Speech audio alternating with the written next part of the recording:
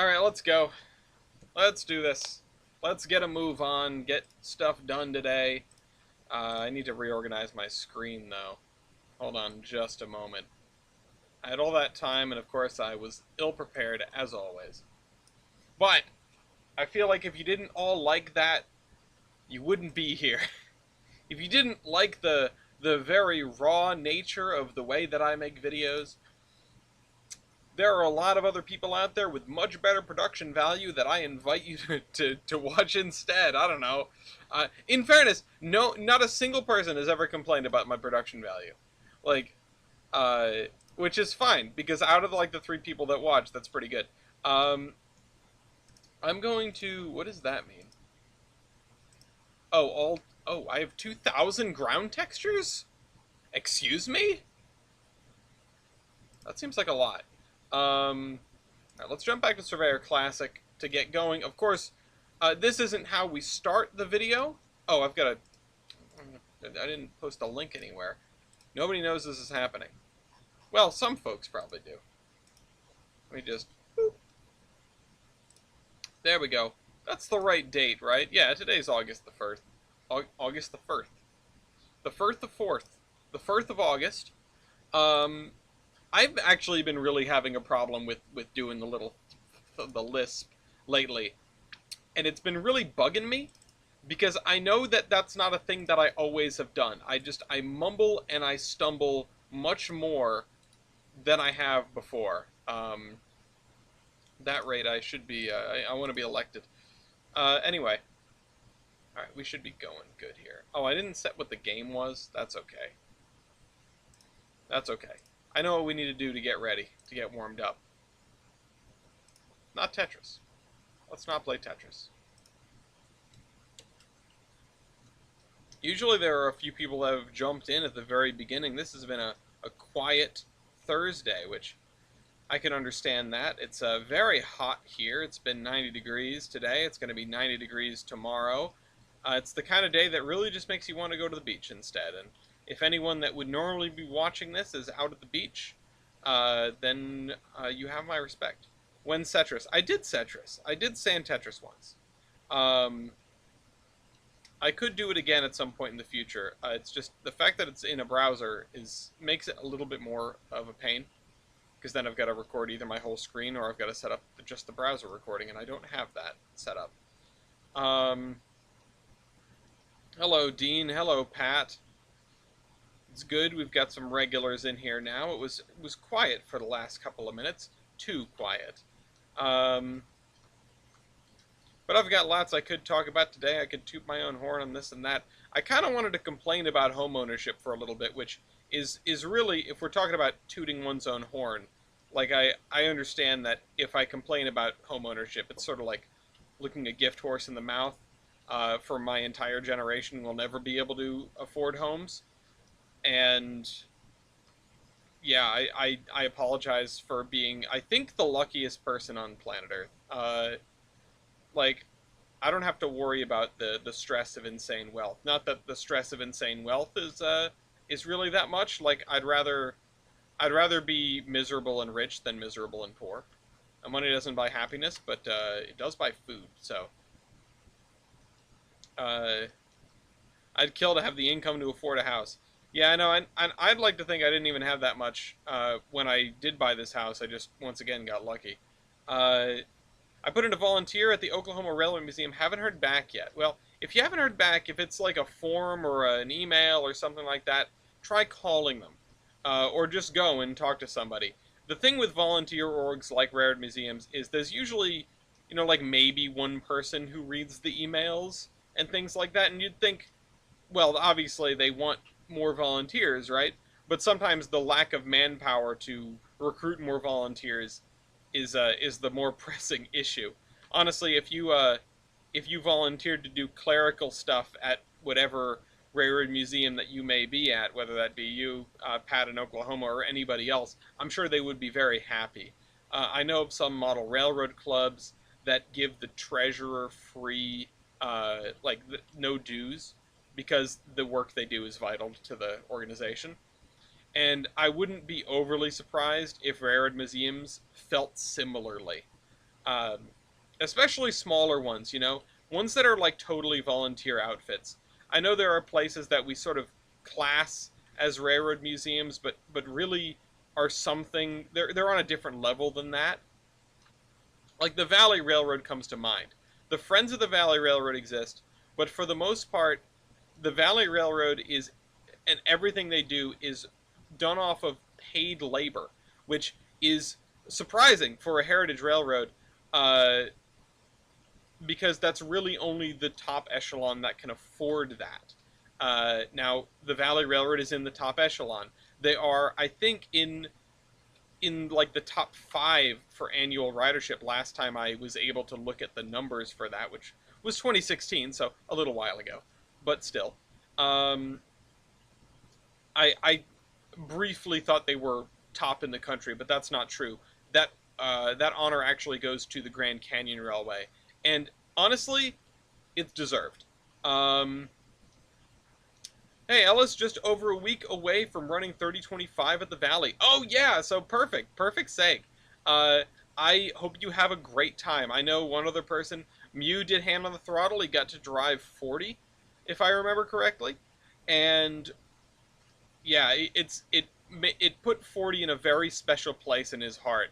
Um, so I I hope you have a great time.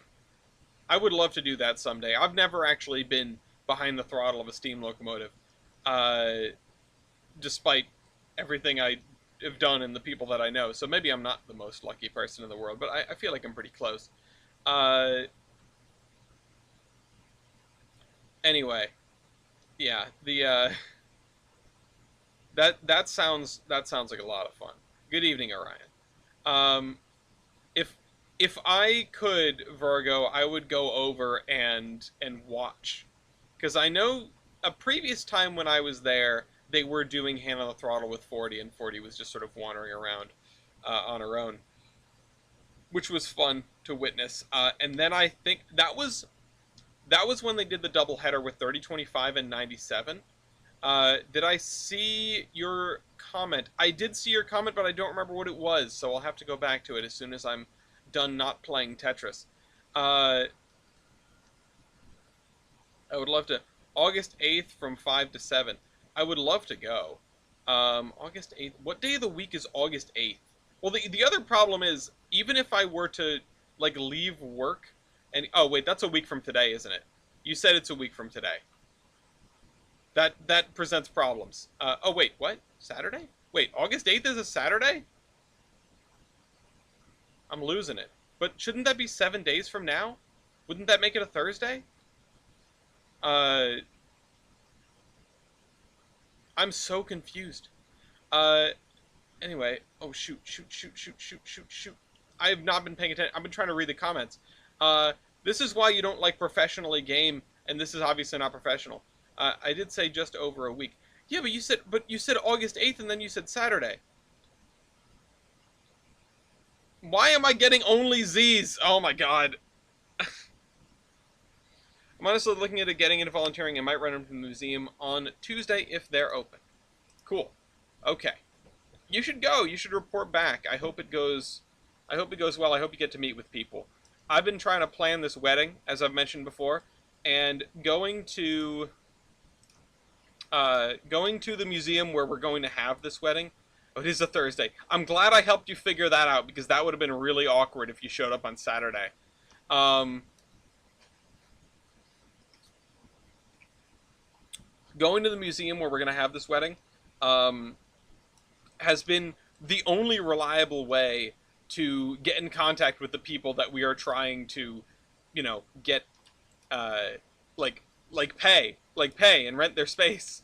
Uh, and I still haven't received an email after going there twice and saying and sending a couple emails, and the guy said, "Oh, sorry, I saw your email," and it's like, I get it, but I really would like some confirmation. I really would. Okay, I feel like something should go here. I don't know what, but something. And this is what I've been staring at for the last, few seconds. You've been here for all of it. You didn't actually miss anything. Uh, I wasn't staring at this off camera. I promise, I'm not cheating on you. Uh, sensitivity a little bit up. Let's just smooth this out a little bit. I want to put something here that isn't a gas station, because we've got one right here. And as fun as it would be to have neighboring rival gas stations on opposite sides of the tracks, I feel like maybe we're a little dense on the gas stations. I'd also like to share with everyone a confession, which is that I am late because of OpenTTD. And I've been doing heinous things to, I guess you could call the OpenTTD AI. Um, and I'm looking at it right now because I have it open in the background. If you wanna see, I'll just do this. Let's turn off Not Tetris as well. If you want to look at the programming for these guys, ignore the fact that they're called Crack Rock, by the way. It's a joke that I'm going to get to show Gloria, and they're going to laugh. It carries rocks. This is the orders for these trains, and this is the path. I understand why people turn off the path lines now. Like, completely understand. But yeah, this guy is full of salt and... Oh no, he still has a little bit of sand. Which means it's going to make every stop on the way back trying to fill up on sand. And it's not going to be able to. Oh well. But yeah, these guys will just go out to whatever industry needs them the most and then turn around and come back. The thing that I need to do is add another track here. Although it seems to be metering itself. The problem is we had like 700 tons of sand waiting, and it was getting problematic. Oh no. Oh, you know what? This is actually fine though, because it just says leaving. It just says leaving. Hold on. Hold on. Can I say in the southeast direction and then turn around? Those sprites are unreasonably good. They kind of freak me out. Like 3 of them aren't making money yet, but it's okay because they've yet to make a full rotation. This guy, number 77, who has, and is once again full and on its way to deposit all this stuff. That's gonna make a difference. That's gonna up this even more. Anyway, enough of OpenTTD. That's not what we're here for. Back to Trainz 2022.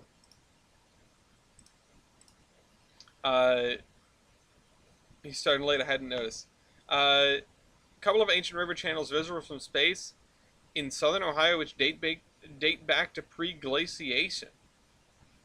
That's really cool. I remember when I was in geology in college. When I was in geology in college, the guy who ran the class, who was super cool, by the way, I've talked about him before, would love to talk about how, is this too big? Oh, this is like a normal size. This could just go right here on the corner.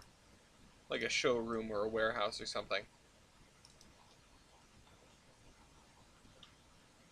Sometimes you just need infill buildings. You don't even need, like, a reason for them to be there necessarily, just infill buildings.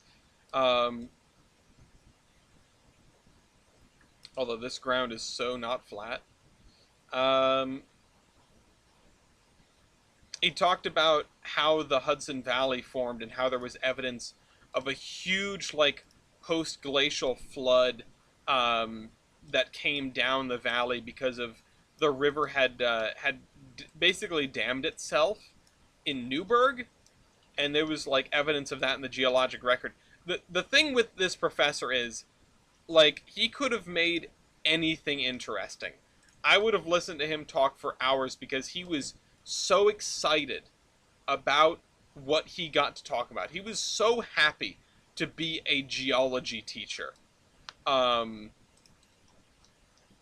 Which, I mean, how cool is that, right? Doing something that you just honestly love and that you're passionate about, and to the point where you exude that passion to the people around you, that's cool. That's cool.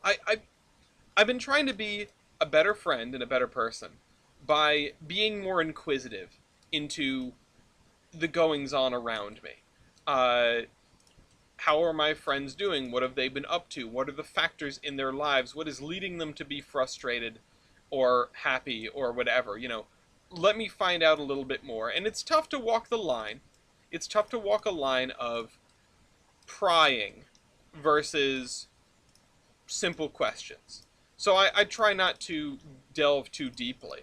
But whenever someone gives me an opportunity to ask a question that will allow them to elaborate further on something that it sounds like they want to talk about, I'm going to do it. I've found that in life it is sometimes too easy to sort of take your relationships at face value and assume that you don't really have to dig into them that much. But people like talking about themselves, frankly. People like talking about the things that are going on in their lives, the things that they have learned, the things that they're doing, the things that they don't do anymore and are glad not to do anymore, like exes. Um, but it's give the people around you more room to talk, and beyond that, give yourself more room to listen.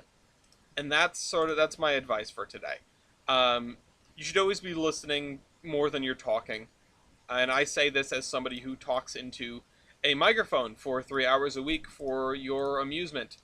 Uh, but I like listening to the sound of my own voice. Now, honestly, maybe I do like it too much. I was talking through that programming that I just showed you earlier, and it really helped. And then when I stopped talking, it felt weird. So maybe I should see someone about that. Uh, but in seriousness, I think this is just going to be a lawn. This can just be a lawn leading up to this. Um, in seriousness, listen at least as much as you talk, if not more. It is like listen, like really listen. Don't just like get someone talking and then tune out. Like really listen and try to understand, because it will make you a better person. It will make you a better friend, and it will teach you. You will learn things. I know that's crazy, right? But other people know things that you don't. Ultimately, you know things that other people don't too, but that's beside the point. If everybody played the game the right way, quote unquote, we'd live in a better world. Uh, but other people know things that you don't, and you could pick up some things from other people. Even when that amounts to somebody says something and you go, that doesn't sound right, and then you look it up.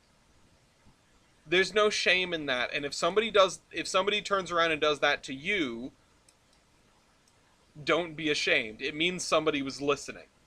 It means somebody took your words and was curious enough to investigate. Don't take it as someone trying to prove you wrong.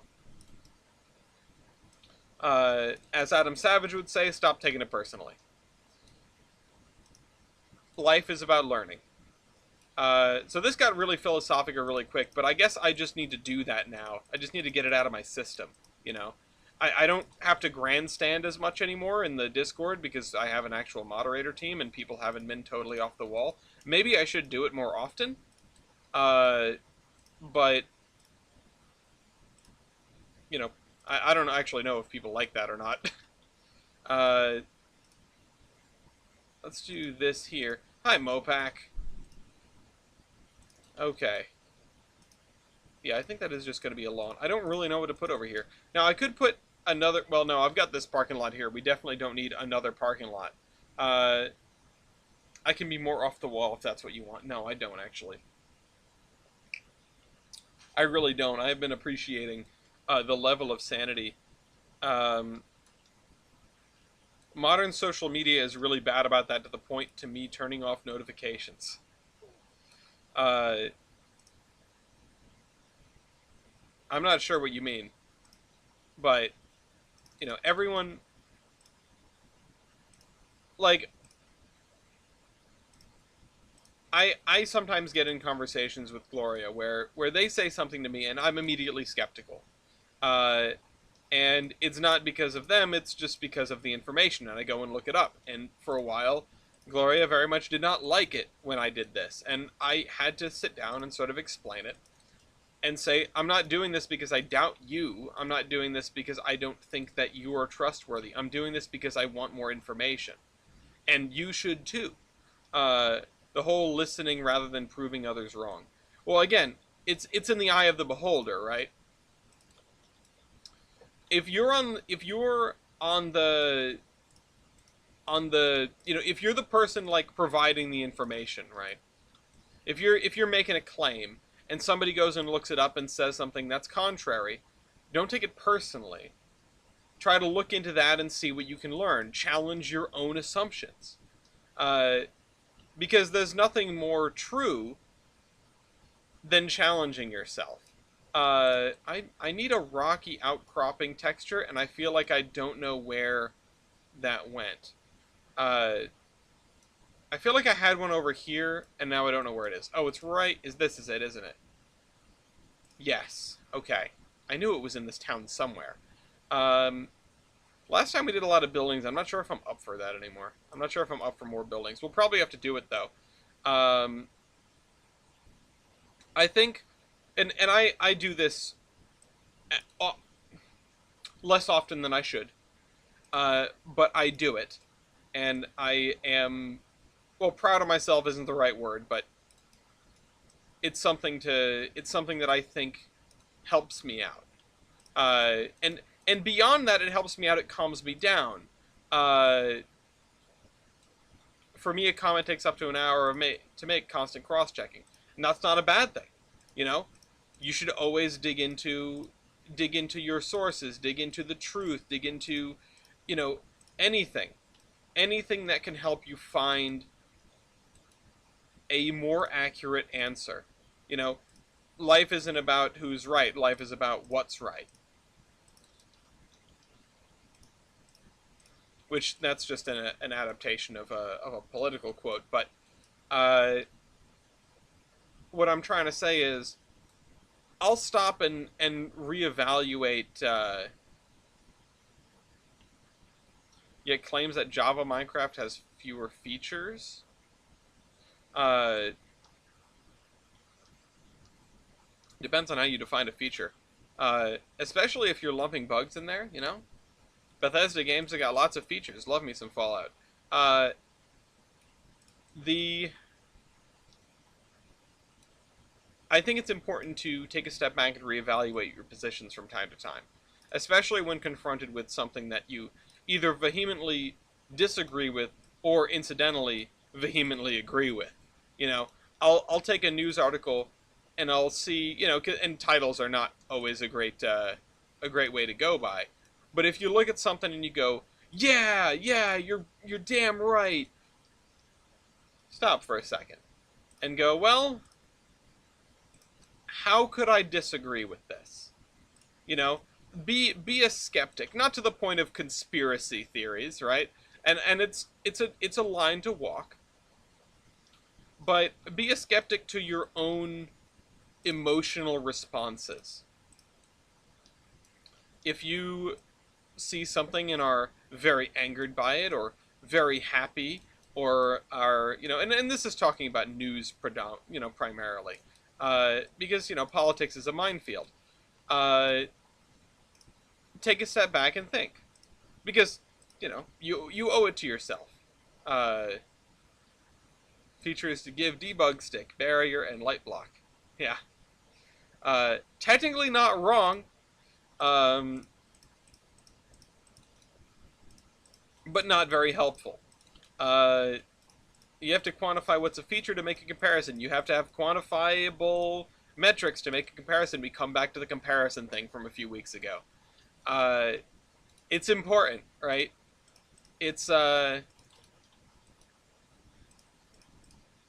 know, it's interesting, and the Minecraft thing is an interesting one in particular because it is. I mean, they've always tried to like reach for parity between the two.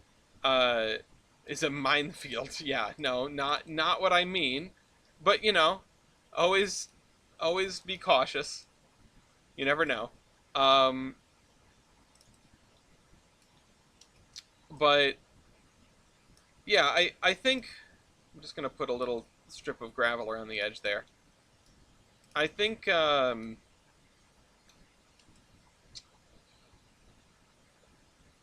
like Minecraft, and this is a whole other topic, going way off topic. But I've done the philosophical stuff. Let's talk about my favorite game. Um, and I do say it's my favorite game, sort of all time, even if it hasn't been in moments, even if there are long stretches where I haven't played it. I think Minecraft is deserving of the number one spot. It may not even be the game that I've spent the most time in, but it's definitely up there. There are very few games that I believe could rival it, especially in my youth. And it's a unifier of sorts. Most people can play Minecraft. It's not a game that is, well, for lack of a better word, it's not a game that is hard. And that's not a bad thing. You can make it hard. You can make it as hard as you want, really. Between mods like Greg Tech, or mod packs, I suppose. Greg Tech New Horizons and other standalone mods like Infernal Mobs, which I love that to death, and the dungeons and everything like that. Like there are ways to make Minecraft as hard as anybody wants it. But base game, on normal, it's not hard, and that's a good thing. It's a very good entry level game. It's a game that wherein you benefit from cooperation more than competition. Minecraft to me is where is Tornado? Yeah, and that's a fun mod. I do love the weather mod. Uh, at one point, I had it tweaked to really bring the storm frequency and severity down, and it was just really nice to have localized weather. Oh, it's raining over here. Is it raining over by you? No? Okay, that's interesting. Oh, it's snowing up there on the mountain. Oh, there's a sandstorm, in this area of the desert, but I can walk out of it, right? Um, it's the weather mod is pretty cool. Um, it's not in my current mod packs because it's kind of a performance hog, or it can be. Um, Such is life. Everything has a trade-off, right? Uh, the that fit that corner much better than I thought it would. Um, let's throw some trees down in this field.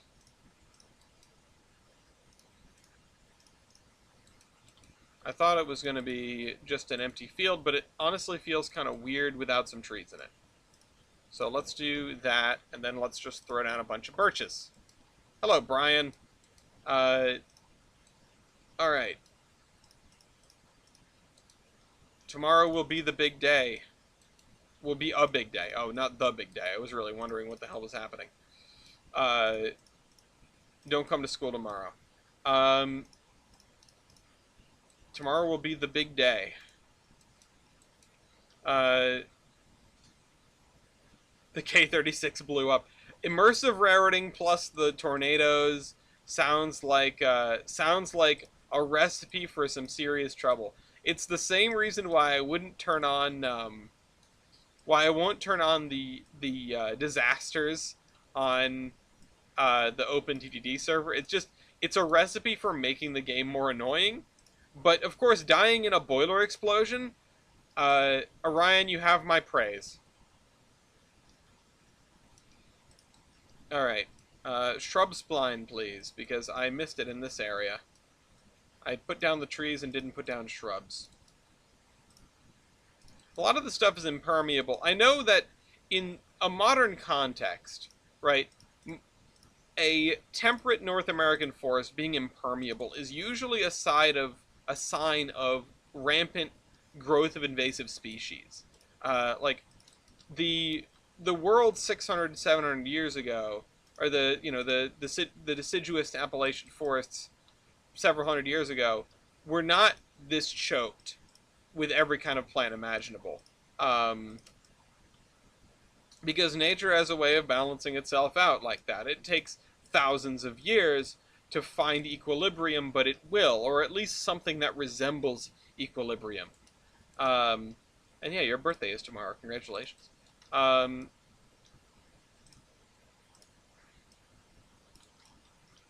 okay. The stupid invasive crap in Appalachia is set. Yeah, no, I agree. Covers everything.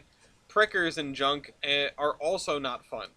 I don't know if they're invasive. I don't know if the like stuff that's actively invading like my garage is technically speaking invasive, but it's invasive to me, all right. Um, I love being caught by thorns in just the middle of my lawn. All right, let's put that down through there. I remember saying that this store was a temporary fixture.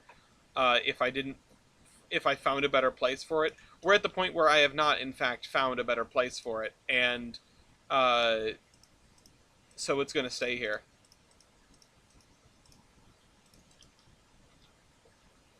Not entirely sure what to do with it, but we have this road here.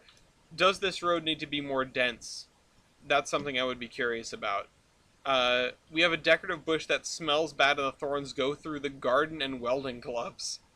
A decorative bush that smells bad.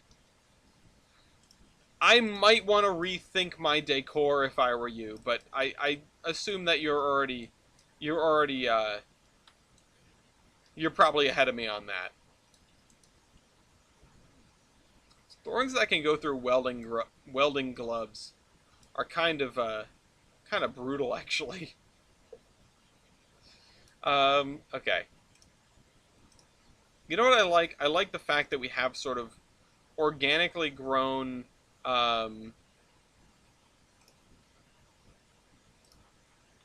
invasive species seem to crop up during election years. What? I've never heard of this before. Uh, I've been hearing about invasive species my entire life.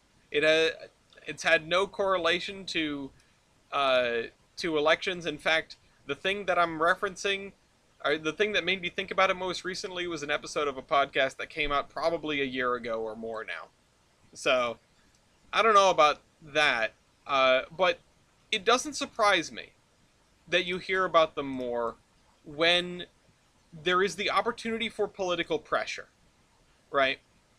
Issues come up in election years for multiple reasons, and but they all sort of stem from the same political uh, like mechanisms, which is that you need awareness, you need votes.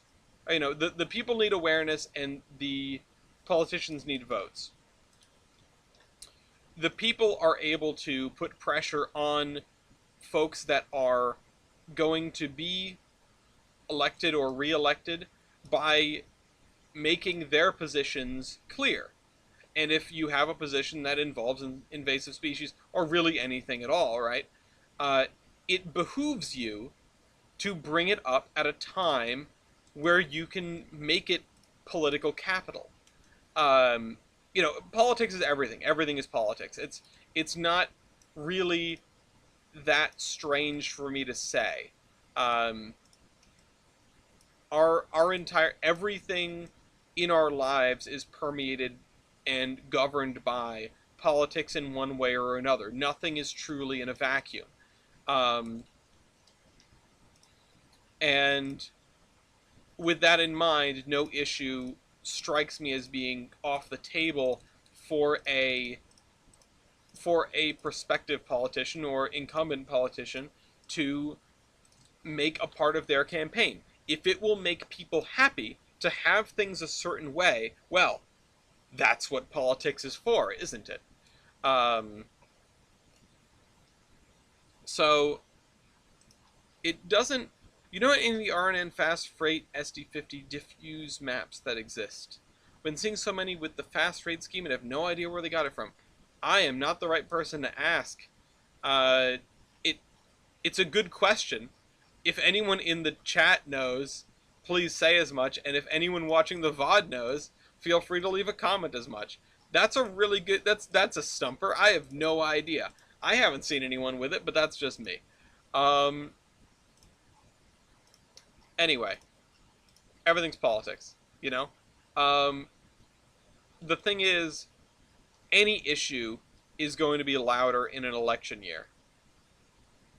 Any issue at all. Um, Reason being, that's when the people have leverage. The, we the people have leverage over politicians when we can, vote on them. And the public consciousness does not last very long, so you want to make these things known if it's an issue that matters to you. You want to make it known in a stretch of time where prospective politicians might be able to respond to that, right? You know, if you've got if you've got if you've got an issue that isn't being addressed, prospective politicians should be able to respond to that. If you make it known during an election year, you can have a push-pull on that because something's on the line, right? An incumbent is going to want to make as many people happy as possible. I mean, again, making people happy is politicians' jobs. Like in a perfect system, right? To say nothing of bribery or etc. What the heck is that? Oh, it's rocks. I want to find something to put here, but I can't find something that looks good. In a perfect system, right? The goal of politicians, the goal of politics, is to improve everyone's lives. And that might seem far-fetched to those who are apolitical out of frustration. But the fact of the matter is, we only have politics because we can collectively push for one thing or another, or so that we can collectively push for one thing or another, so that we can set standards and regulations and sort of apes together strong, right? Otherwise, we could all just be subsistence farming. Everyone has a few acres. You could spread everybody out across a fertile area and give everyone their own farm and let everyone, live to work and work to live. You wouldn't need politics then, but we wouldn't really be doing anything now, would we? So, when it comes around to an election cycle, people are going to be more vocal about what they want out of their politicians because they have the option of changing them. Because they're hoping for someone to come in and say, hey, I will fix your problem, and here's how I'll do it. And if they can say that better than the incumbent, then the incumbent gets the boot in favor of the new guy. That's just how it works, right? That's how you'd want it to work. And at a basic level, that is how it works. Because ultimately, while nothing is necessarily keeping people from just lying to you, right? Aside from their own track record, if somebody says, hey, this is how it's going to be, this is what I'm going to do. What is this? This is really interesting, and I'm going to just put it here.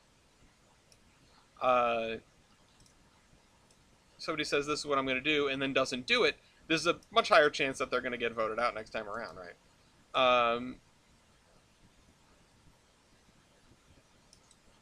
So all the issues are stronger in election years because that's when they can actually have an effect.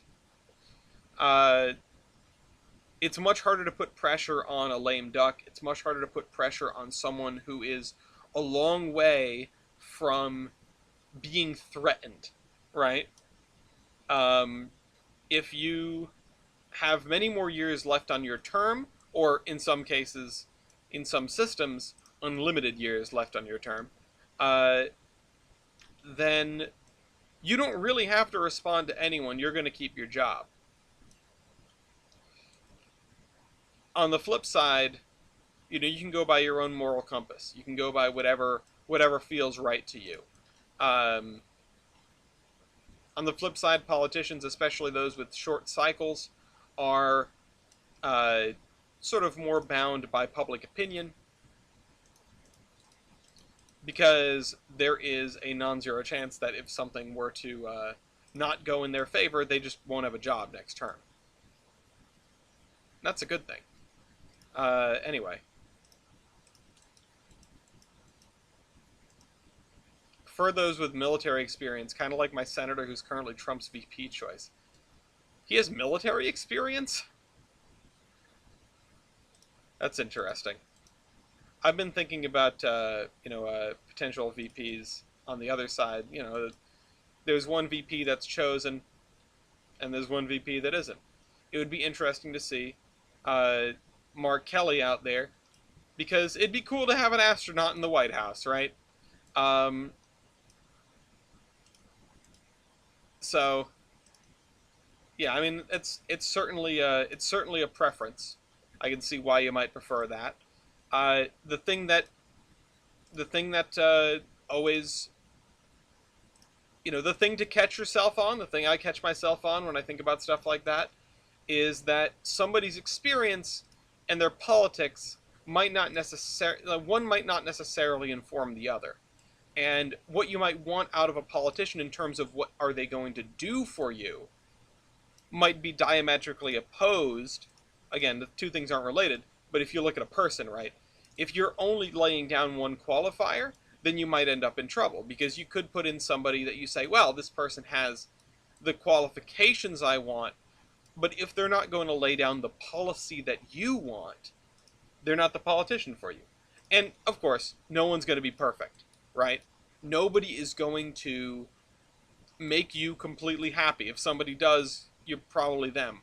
I want to just put down cars over here. I feel like we need cars. Um, but uh, hold on. Where are my trailers? Let's grab my trailers over here. These are what I need right now. Put these first and cars later. So yeah, it's something to be cautious of, because I thought about Kelly, Mark Kelly, and I think, oh yeah, like he's really cool, you know. He's got this history to him. He was an astronaut. He was, in the military. He, has been a stand up senator. He's got a lot to his repertoire, but I don't know all that much about him aside from his military and NASA background. That's a pitfall because I don't know everything about him. I don't know much about him, all things considered.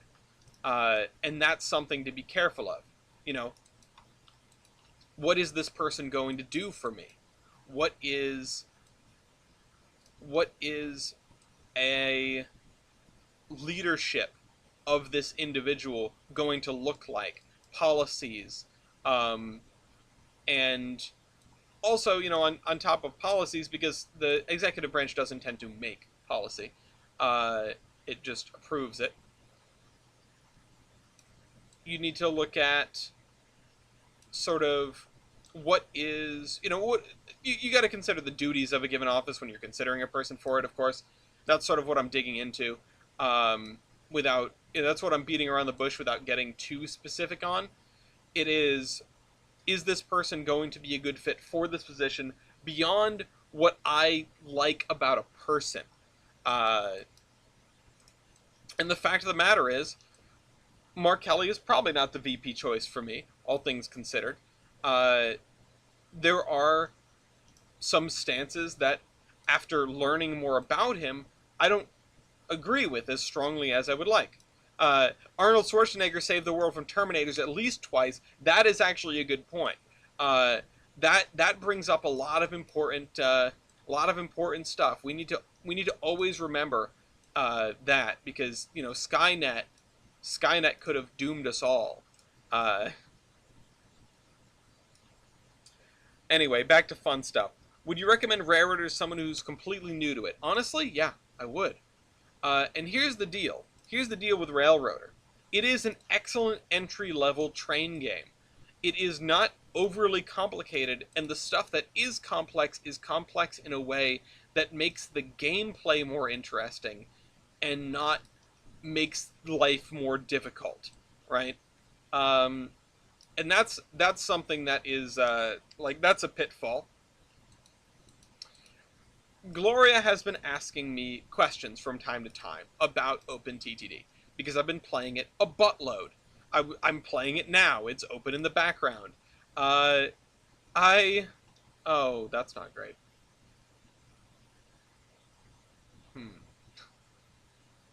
Oh wait, can I? I have an idea. Survey 2.0. Uh, I've been playing it a lot, and I would love to say to them, "Come here, sit down. Let's make you a company." Like it's super easy to jump into. You just download the game itself and try to log onto the server, and it gets all the mods for you. Couldn't be easier, right?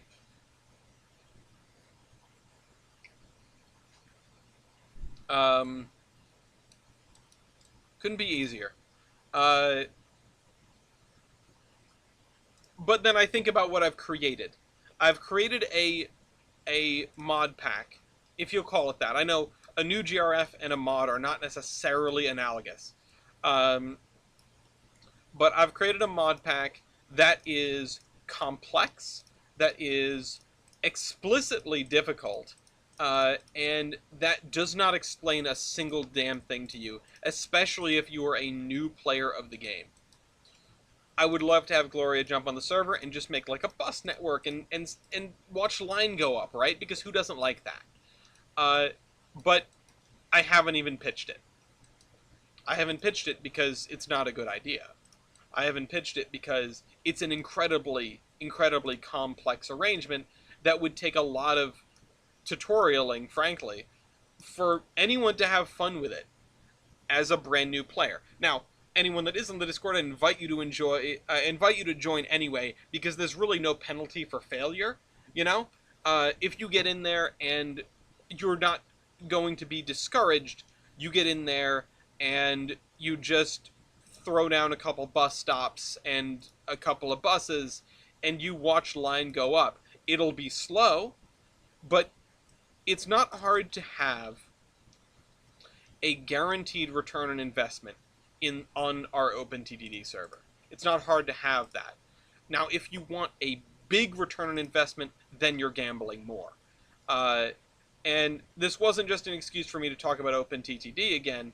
It is genuinely something to consider when proposing new games to your friends or ultimately to yourself.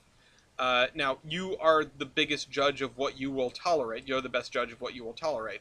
So I can't tell somebody whether it's a good idea or a bad idea to throw oneself into the deep end of Noita, for example. One of the greatest games I've ever played. But also one of the hardest and least forgiving games I've ever seen. The Finns are something else, man. Uh, but at any rate, Railroader is a game that it's interesting to me, and take away from this what you will.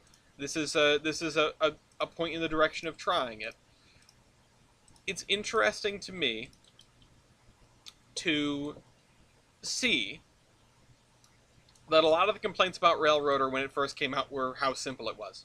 That it was too simple, that it wasn't complicated enough, that there wasn't firing, that there wasn't, you know, like maintenance things, which they've slowly added those in, and you can turn that off. Obviously, we don't have firing yet.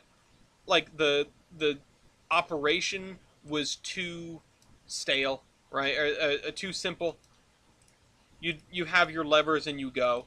You know, your biggest concern is running out of water, running out of fuel, and it doesn't even like blow up when you do that. It's not the kind of thing where you have to look up guides, um, and there are perfectly cromulent guides out there. There's some great stuff, uh, but you don't need that to get started in Railroader. Railroader also has a pretty decent tutorial. I can't deny that either. Um, Now the thing is,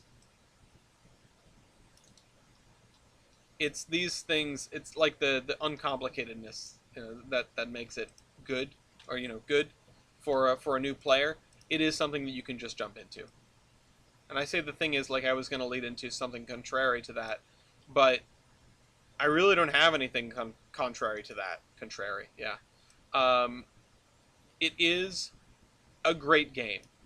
It is a very well gamified railroad operations management game. And I give it those caveats because it is not a simulator.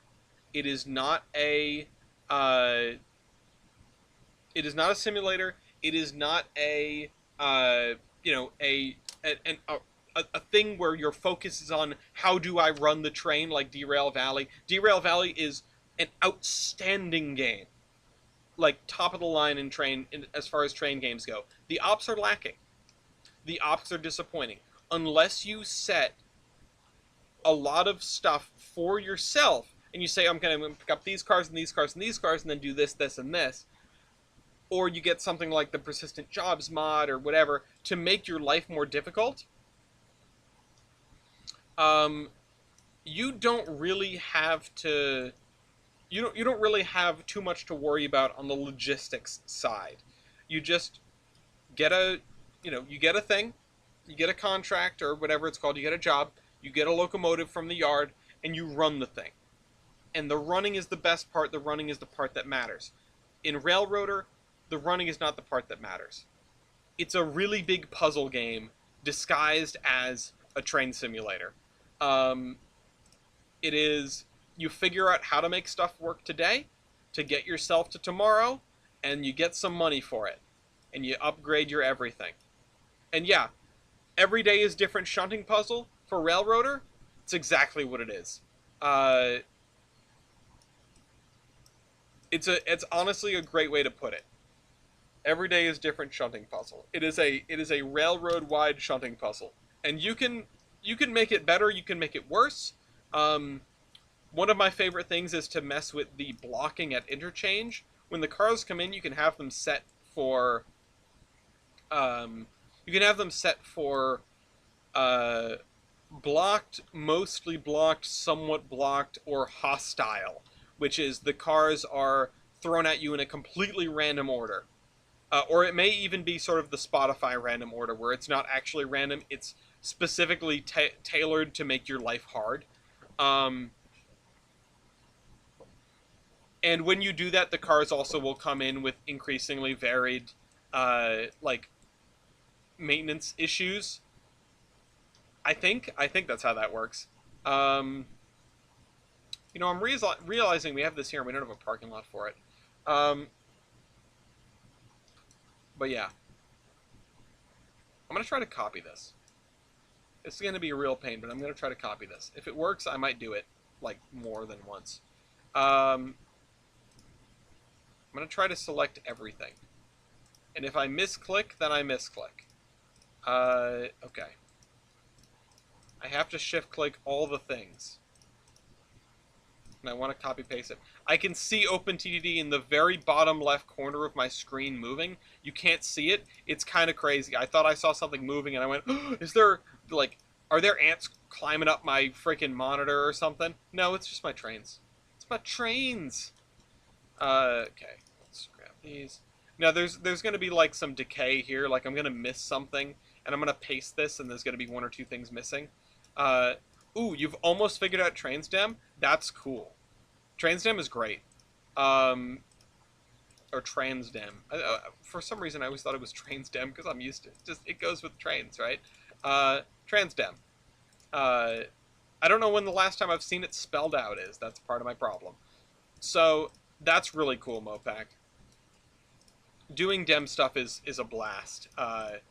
And I say that not from experience in Trainz here, I say that from experience in OpenTTD, because we're using a Dem, basically. But to bring it all back around to the original story I was telling, Derail Valley and... seriously? Derail Valley and... oh, come on.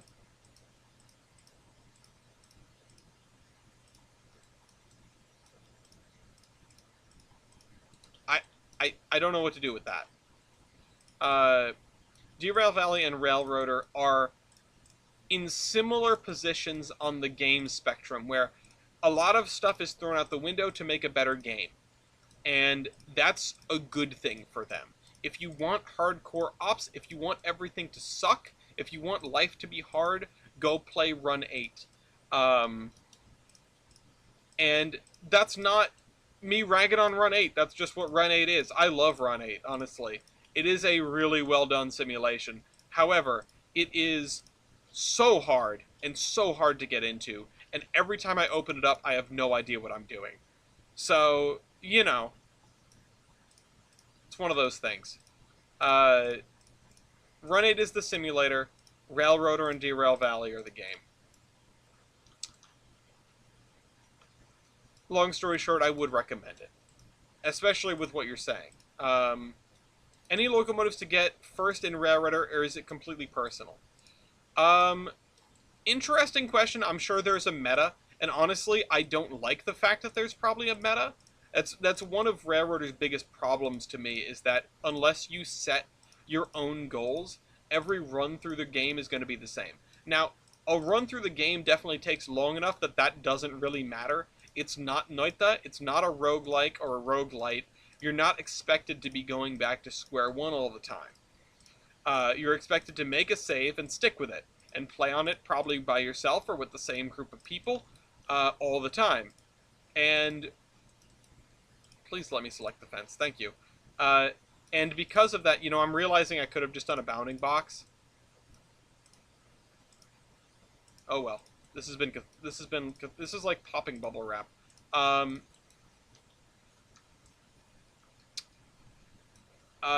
so there probably is a meta. Like, people who know the game better than I do will probably be able to tell you, oh, you should get this, and then this, and then this. But the thing with the locomotives is, there's not too much to them. There's a bunch of locomotives. Quite a few. Um, and they each have their pros and cons, and you can see pretty much everything you need to know on the buy menu. It's similar to OpenTTD in that regard. You look at the things and you go, okay, well, what do I need more of, right? Do I need something that's faster? Okay, bigger driver diameter. Do I need something more powerful, more tractive effort? Do I need something with more coal and water capacity because I'm having to bite my nails every time I'm coming back from a run because I'm not sure if I'm going to make it or not, and I've got to send out a rescue locomotive or something like that. Then look for something with more coal and water capacity. There really isn't much to it other than those handful of things that set the locomotives apart. So it doesn't strike me as difficult to make a decision as to what the next thing you should buy is. And yeah, you probably won't play optimally your first time through, but you know what? That doesn't matter. It doesn't matter if you play optimally.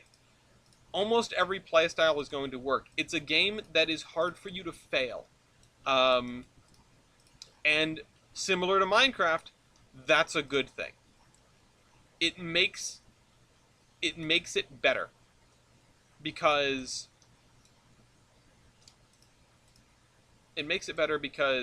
I'm holding control and copying the whole block.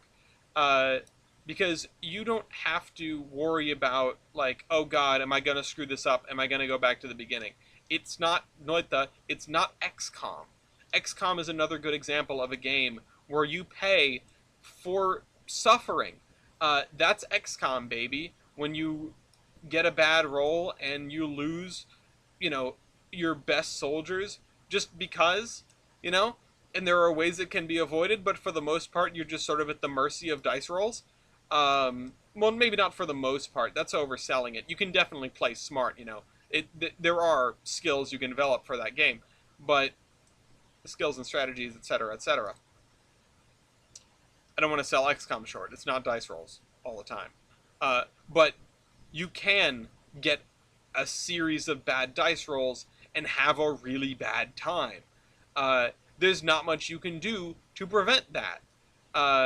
Ultimately, like, you can prepare for the worst case scenario, you can have your squad kitted out, you can position them appropriately, and yeah, you're supposed to play the game, especially on the harder difficulties, such that it's impossible that any one bad turn can sink you.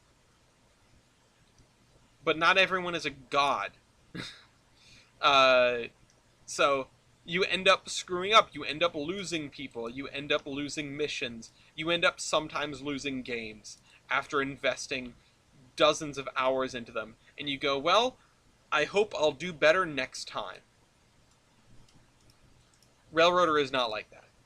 Railroader unless you really screw up, you will never be hosed forever. Unless you really, really screw the pooch, there is. I'm trying to get this to. Oh, for God's sake.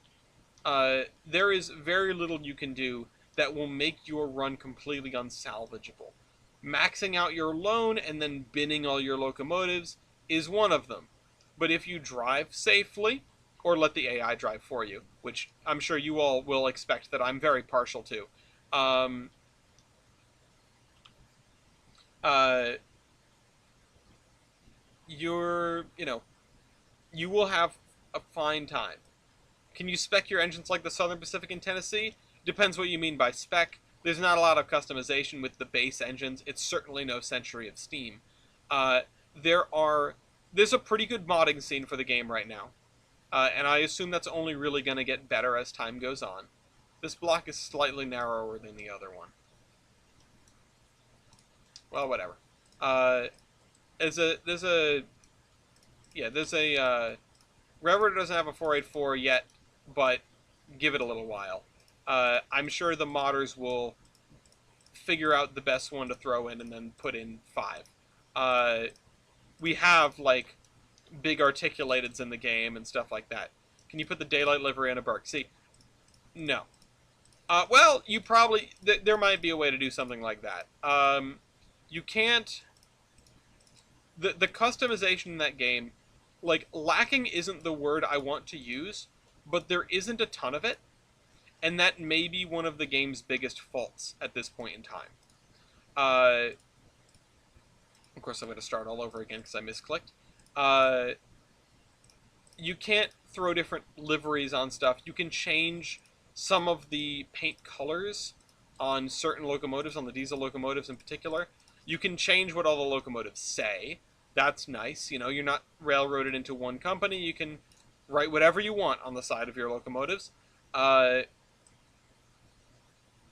But ultimately, you can't, you can't put the daylight livery on the side of your Burke or anything like that.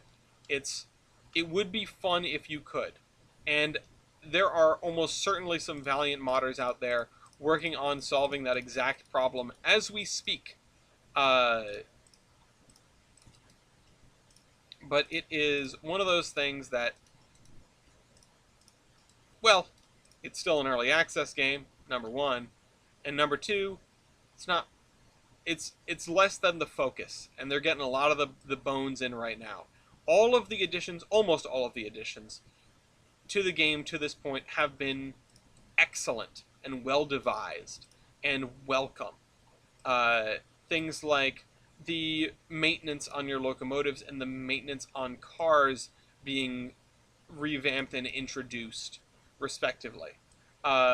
Things like the AI getting its upgrades so that it can run passenger trains better, telling you where it is. Things like, trying to think of another big change that came through, but I don't play it frequently enough to remember. There are, there are plenty of changes that have been made since Zero Day, though. It's very much an actively supported game. It's very much an early access game. Can't deny that, certainly. But it's a fun game. And if what you want is a switching puzzle every day, you have it. You can even jump into sandbox mode and just unlock the whole railroad and go nuts. You don't need to worry about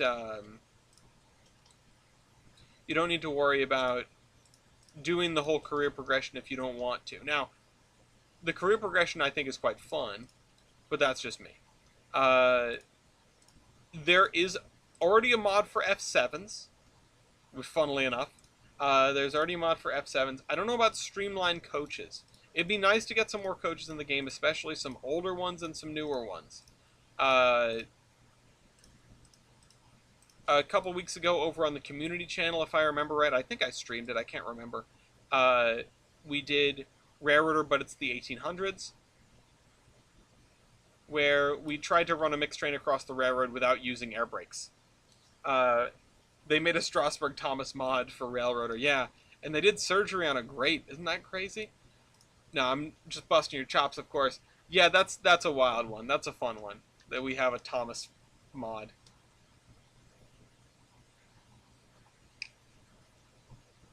Yeah, the F7s are good. Haven't played with them. There's also a GP30 mod, which is just kind of out of left field, right? It's like, oh, sorry, no, actually it's the 80s. Or no, is it a GP30 or is it a GP35 or something? I don't know off the top of my head. It's a modern Jeep. I'll say that much. Straight and spline. GP38-2. Okay, thank you. Um, it's one of those things where it's like this game did not need this, but it's better for having it. The Again, the fact that modders, the dam has burst, right? Early in Railroader's lifetime, I was talking about the dam bursting in terms of modding, and that has happened. That day has come and gone. We have mods and mods and mods, and the game is so much better for it. Um, GP30 would be more appropriate for late transition. I think this came out in the 60s. Given time, I'm sure we'll have one of those too. Look at that, we did another block of row houses. Uh, Sorry about that. I want to see what else I can do with copy pasting. Although they need to be pushed forward because the staircases don't reach the thing. They're just a little too short to reach. So 3 nuns are sitting in the park. Never mind.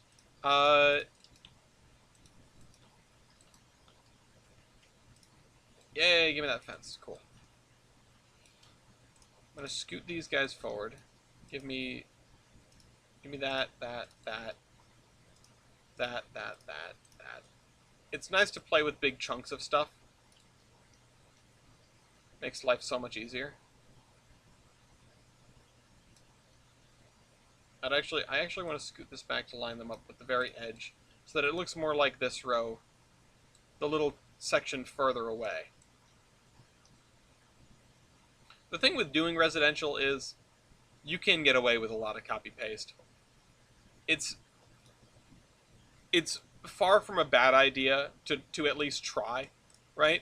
Because the thing is, nobody's gonna really look over here. I mean, you all are. You know what I'm up to. You know my tricks, but this, this doesn't have to be all custom made. It doesn't have to take me all year to do some suburbs, and it's better off if I don't take all year to do some suburbs. Chessie GP30s are pretty nice. Chessie had a good eye for paint schemes. I can't deny that. Okay, let's put this here.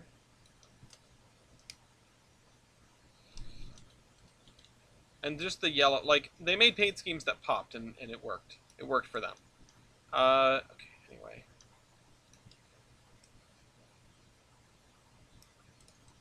I'm gonna need to pull these garages towards, because this section is slightly wider than previous counterparts. That's okay, I can just tuck the fence into the garages.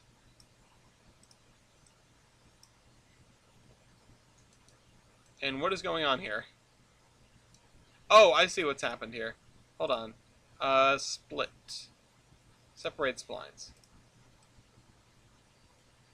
Let's just do that. Even though that post sticks through the top of the garage, let's actually bring that as close as we can without clipping. Because in real life, you'd bring it close, and you'd still probably have a couple of inches of gap where, like, a rabbit could get through or something if it really tried. Let's do this. And this. And this. Okay. Speaking of old liveries, WM and Chessie liveries look like they were made for ES44s. The WM livery, off the top of my head, I do not know, but yeah. I mean, I feel like Chessie looks pretty good on no matter what. Looks pretty good no matter what you put it on. It's Chessie, right? Um, you know what? Actually, I'm going to just grab this and this and this and this and this. Oh right, I still need these fences. 1, 2, 3, 4. Um, it looks like it didn't grab the fences, but it did. At some point, I'm gonna mess this up, and I'm going to like click on the wrong thing and just leave a bunch of houses clipped inside one another, and that's not gonna be great. But you know, such is life. Okay, come on, rotate, darn you, rotate, darn you.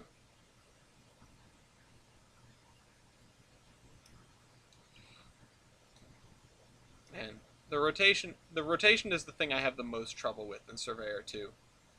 I feel like that's the thing I have the most trouble with. It is at least troubling. It's a little difficult. I need to make sure nothing's floating also. These seem a lot taller. Oh, the red and white. Oh, okay. Yeah, yeah, yeah, yeah, yeah. The red and white, it just looks like the Texas flag, doesn't it? The CSX Heritage Unit. And don't get me wrong, this isn't me being rude to the CSX Heritables. I like them quite a bit. Um, it's the spirit of at least they tried, right? They've never been much for heritage units, so it's something. Not gonna complain. Not gonna look a gift horse in the mouth, right? I think honestly, with the Western Maryland one, with the Texas Pride flag, um, and I just failed to say Western Maryland, so I just gave up on that immediately. With the Texas flag and the what was the other one? The one that's just like all black. I think that's the P&LE one or something. Uh, Maybe they should have kept the fade.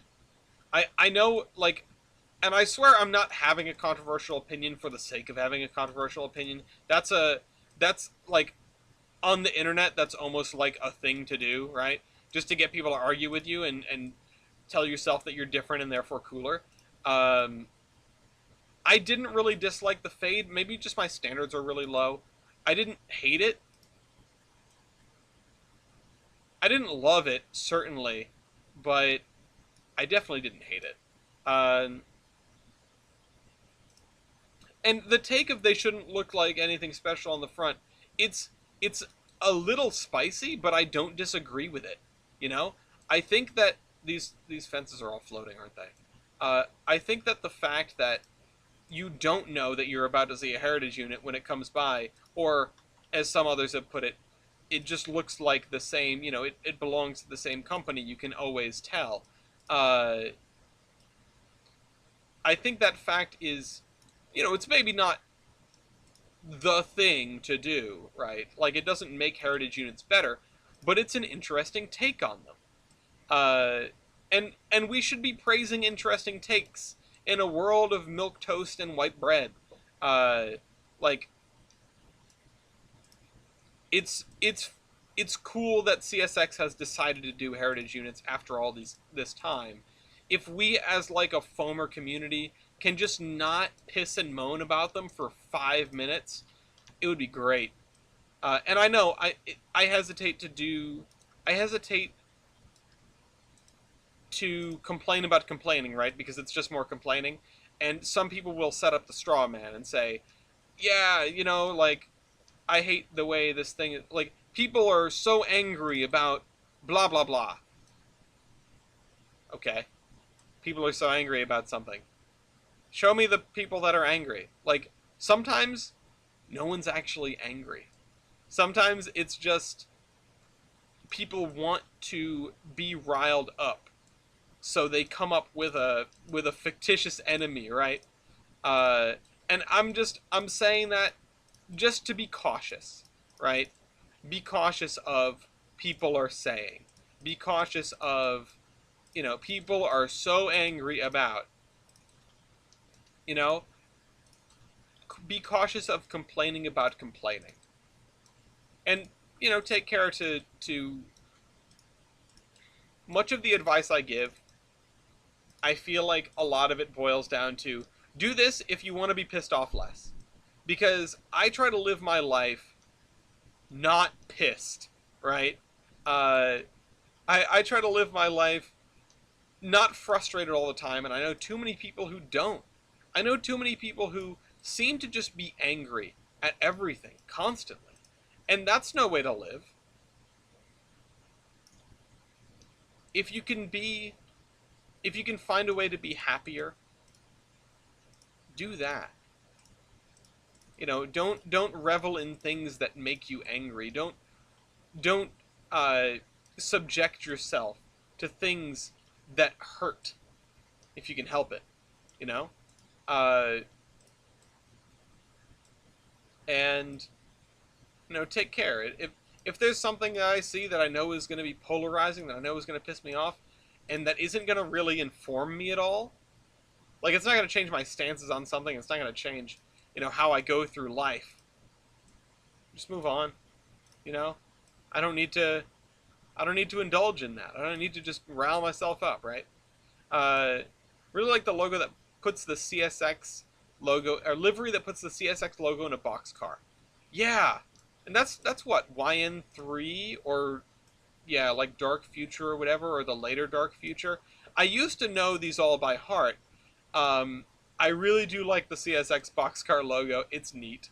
It's not crazy. YN3B. Okay, thank you. I was close. Uh, it is, yeah. So it's an offshoot of YN3. The B just I assume stands for boxcar, and I'll take no other answers. Um, the most entertaining thing was when they moved. Um, what is it? 1278. The big thing, the big chooch that they moved for what is that? Kentucky Steam, right? And the they painted the CSX logo in a box in the boxcar thing, but they gave it steam locomotive wheels. Uh, you can probably look that up from the move. It was very funny. I loved it, and it was CSX sort of leaning into like the hey, we can be the good guys. Um, which it's fun that CSX came in, was the butt of jokes for like a decade. Um, Crash Mass Explode, right? Everybody remembers that. And then Hunter Harrison destroyed the railroading industry as we know it, and then died halfway through it in CSX. And then from there, just they've tried to be the good guys, a little bit anyway, at least to foamers.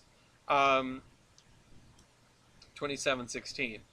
Um, there's a or 12 20 20 yeah 20 whatever it is.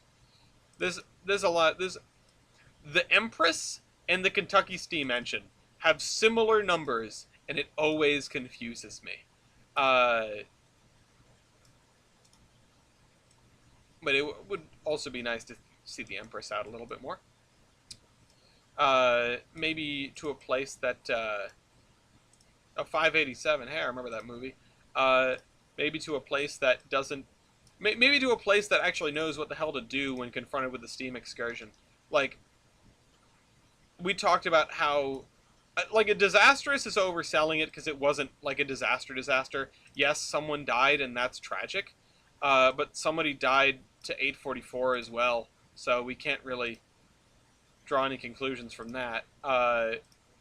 Foamer's gonna foam, but it's just at least like in the US you get big turnout and you get like people clogging highways, chasing the thing.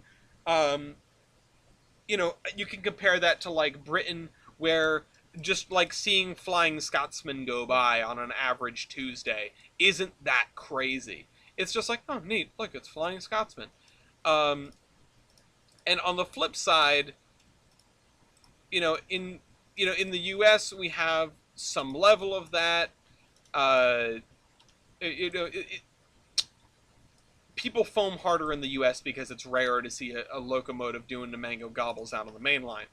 Um, but it doesn't hold a candle. Like the rarity doesn't hold a candle to a mainline steam excursion in Mexico.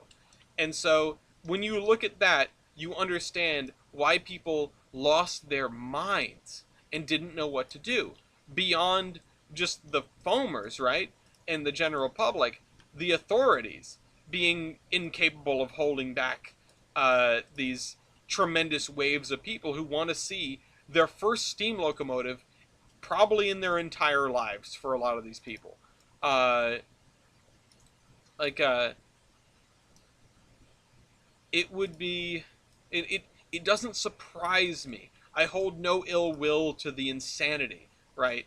I'm certainly not going to, like, say, like, oh man, Mexico doesn't, you know, wow, look at those, I'm not going to.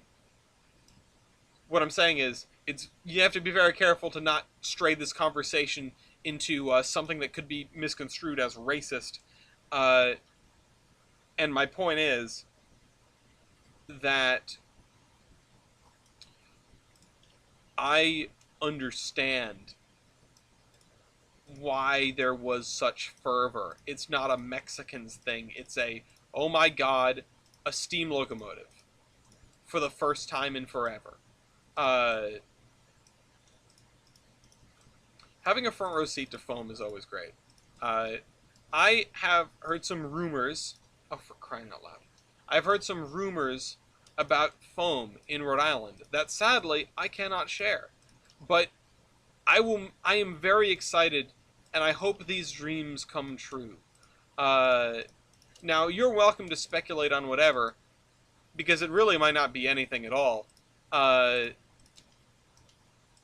but I will say that to this point, I haven't even seen a moving Avelia in the state, and that's a shame because I've had plenty of opportunities. Uh, I was just at work instead of, trackside. Such is life. Um, okay, let's fill that in. My boyfriend went crazy when we went to see the 113 because he's never seen a steam engine bigger than the 3-foot ones on the Disneyland Railroad. Hey, and 113 is a fun step up. And 4014 being in your region is also exciting. I mean, I remember seeing the big boy. I remember it pretty damn vividly, and it was awesome, right? It was super cool. It is like the big boy. Oh my god! It is one of the most overfoamed steam locomotives in the history of steam locomotives. It's pretty damn overrated as far as steam locomotives go. But that doesn't mean it isn't awesome.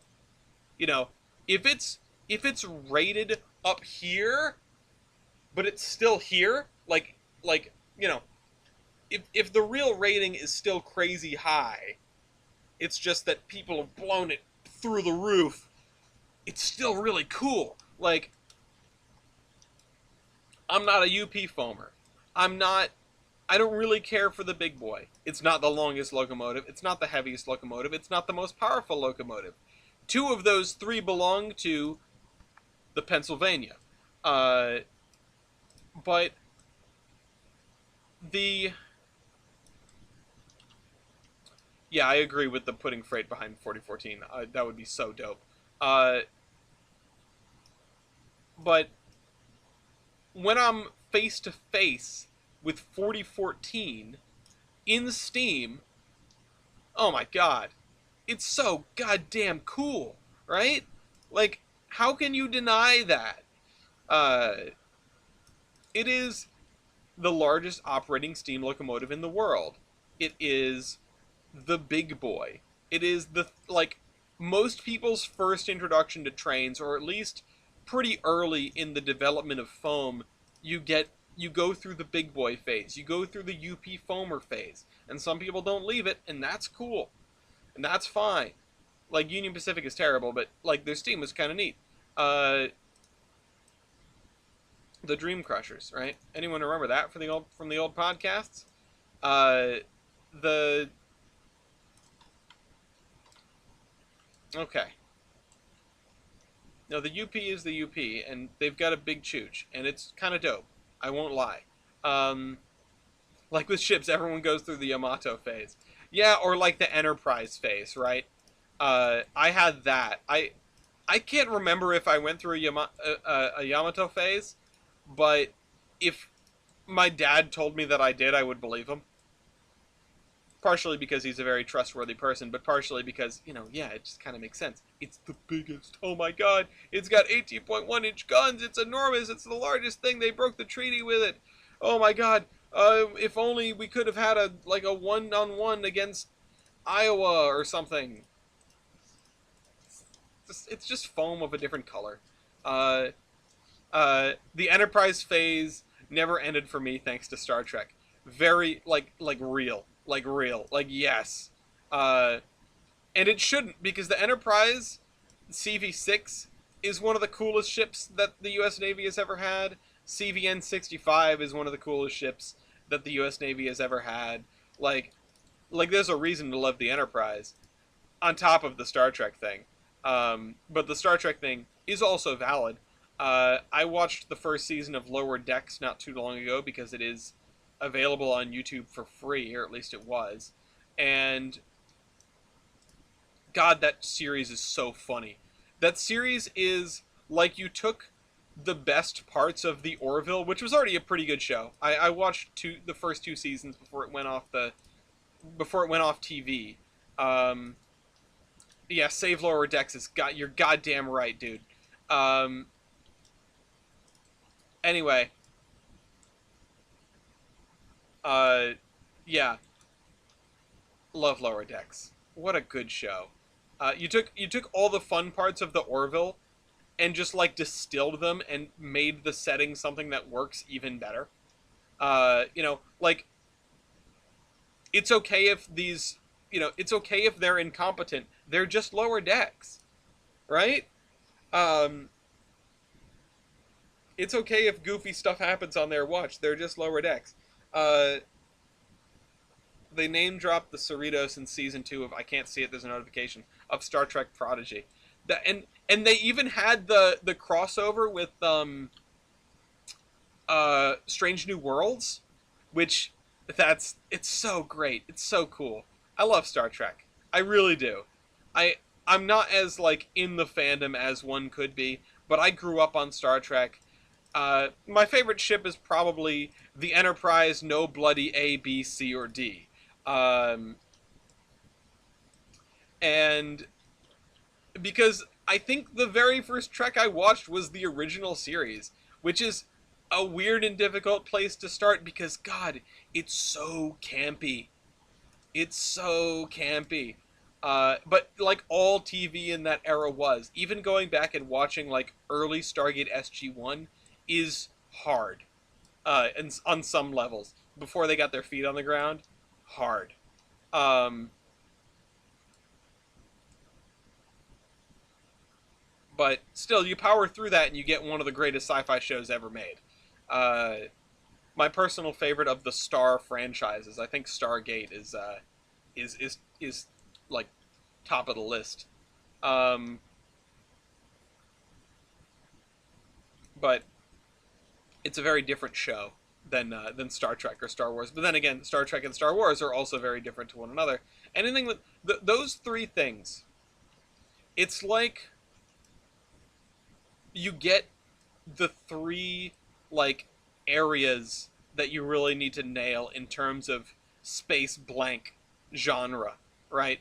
You have the space opera, you have the space fantasy, right? The sci-fi fantasy in Star Wars, and then you have your more grounded, like this could be happening right now, uh, and yeah, and I love discourse around Star Wars. Uh, for those who don't know overly sarcastic productions, they're great, and I love how so many of their dissertations on Star Wars boil down to Star Wars would be really good if it was actually good, and I'm so here for that. Like it's so true though. Um, Star Wars is great in its own way. It has its own tremendous problems tip to tail, but find me a franchise that doesn't. Uh, you could do Star Wars discourse for days and days and days and not get tired and not run out of things to do, not run out of things to say. It's fascinating, the breadth of that product. Still waiting for the DoD to invent the Force. Yeah. Well, the Space Force is in control of Cheyenne Mountain now, which really just tells me that Stargate is real and it has been the whole time. Um, because there's not a Space Force base there so they can track Santa Claus. There's a Space Force base there so that we can fight the Goa'uld. Uh, anyway, homeworld security. Uh, let's just tuck that in there. And it always comes back to movies, doesn't it? We're talking about Star Wars again. It always comes back to movies. I kind of wish there was like an underrated Star Trek ship for me to go, no, that's my favorite. But no, it's just the original Enterprise. I love the original Enterprise. It's so like classic. It's so cool. It's my introduction to the franchise, and it is a nice design in all its like prop glory. And I've seen the prop. If Star Trek fans that have not been to the Air and Space Museum to see the original series, like USS Enterprise prop, do it. It's cool. I mean, the museum is worth it anyway, but seeing the prop is really nice. It's really neat. Um, it's a little bonus to like seeing, like whatever else they've got there. All sorts of cool stuff. I can't remember any one thing off the top of my head, but original is in Pikes or Kirks? Kirks, because the original series. I guess that was technically Pikes also. Uh, it was if I Pike like becomes crippled in the first episode, right? If I remember right, in the pilot for Star Trek, um, he gets it. He gets to be in one of those wheelchairs that beeps. Um, if I remember, it's been such a long time. Uh, if I remember right, so technically speaking, Pike's it gets a big upgrade before Kirk becomes captain. Oh, I must have missed that in the pilot, or I must have missed that in the extended lore. I always kind of thought, and this is my vague recollection of watching the original series when I was a child. Um, in my head, it's like, oh God, Pike just died horribly. Oh well, let's carry on with the mission. Um, so yeah, I understand that things have changed, and the canon has gotten so much deeper, right? And that's great. I love that. I love increasing depth in a fandom, and just to like, oh no, they ruined the thing, they changed something, but no, it's cool, it's good, I like it a lot. What's up, Brady Cure? He says, how's it go around here? I think it's go pretty good. Although I'm realizing that I have sunken, I've sunken this. That wasn't my intention. Oh shoot. Oh no. Oh no, it's all sunken. Hold on. Can I grab that and then just raise it back up? Um,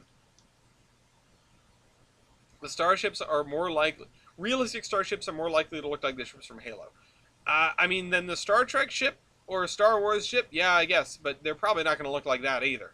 They're probably going to look like a ship from, let's see, what's a more realistic property there? Something that's gonna have like rotating sections for artificial gravity, or or large open areas between like where the engines are and where the passengers are, or whatever. Um, Expanse is a good one.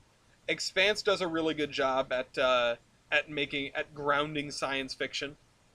I feel like gravity plating will become a thing. That's really cool. It would be really cool if it became a thing, but we do not have that kind of control over gravity. Maybe in a couple centuries, we might be able to do something like that. I'm sure electricity was,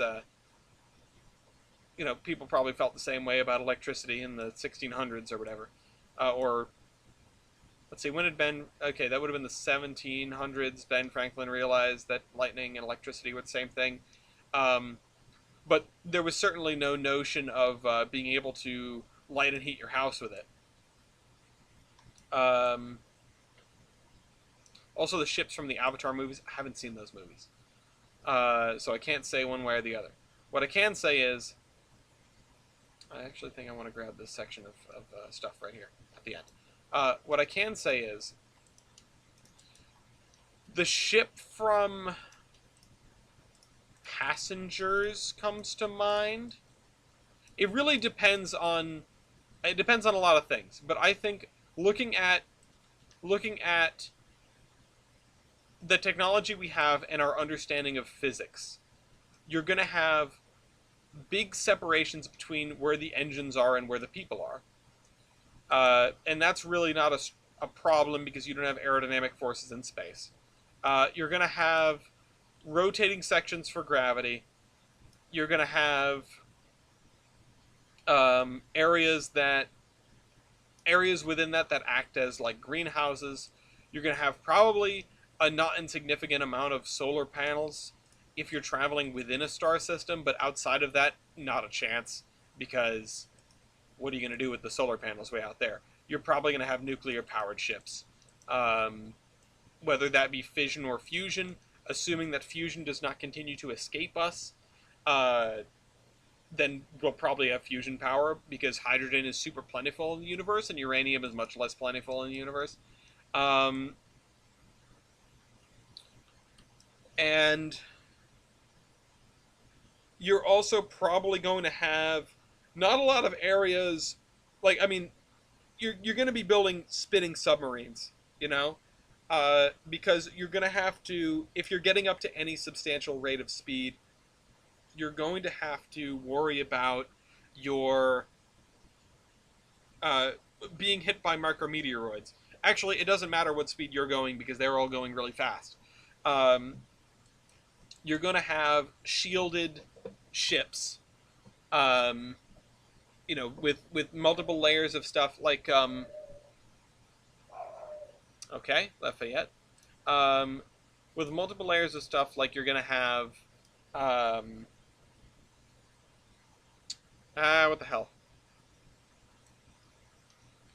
Some of the space probes, like the Voyager probe, has got stuff like that. Has got, things that are shielded under a lot of small layers of plating, because without that, it would just get obliterated very, very quickly. And yeah, that's going to be important. But yeah, I would expect smaller craft looking like stuff from The Expanse, which I haven't seen it, but I've seen the ships, and larger stuff looking sort of like the ship from Passengers, which is sort of a weird shout out. I know it's not a very good movie, but I like the design of the ship. Any spaceship design that respects the fact that you're going to need spinning sections is fine by me. I was watching a video on Interstellar earlier today, and the endurance from Interstellar comes to mind. The reason I didn't bring it up is because, oh, why did I just face these guys away? The reason I didn't bring it up is because it is a prototype sort of exploration vessel thing. It doesn't necessarily represent everything that future spaceships might be, but honestly, I don't think it doesn't. I think that an exploration vessel that looks a lot like the Endurance is not out of the question. In fact, it makes a lot of sense to me. It's just kind of small for what it is. And there's even, there's stuff in that movie that doesn't necessarily explain how the technology works, but it is a sort of 20 minutes in the future sort of tech. Not outside of the realm of possibility, something that we might be able to build in the foreseeable future, right?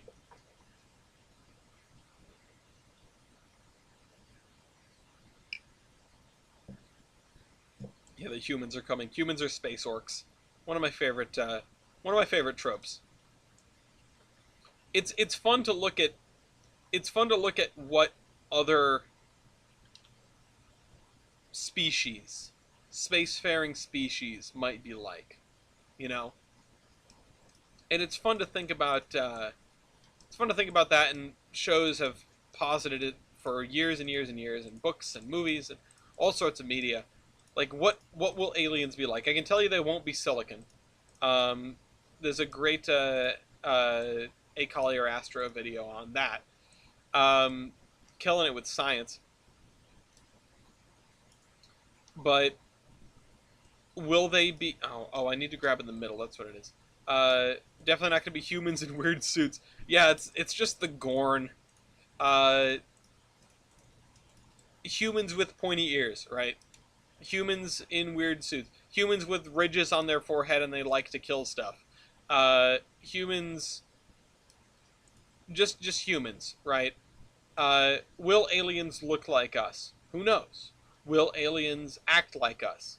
Honestly, quite possibly. It depends on the pressures in their how they got to this point, right? We can get into the whole like Fermi paradox and the great filter here, but will aliens? Did I say humans? Uh, in crystalline entities, yeah. Um, Ascended beings, beings that have reached another plane of existence. It's like, oh, I think that's just a god. Uh, when someone asks you if you're a god, you say yes. Uh, so yeah, they're doing the copy paste has made my life so much easier. Um, I want to just grab one on its own, but I don't have one that's hooked up to a thing. Okay, this will work. Uh, oh shoot, I didn't hold control. Uh, so yeah, what will aliens be like?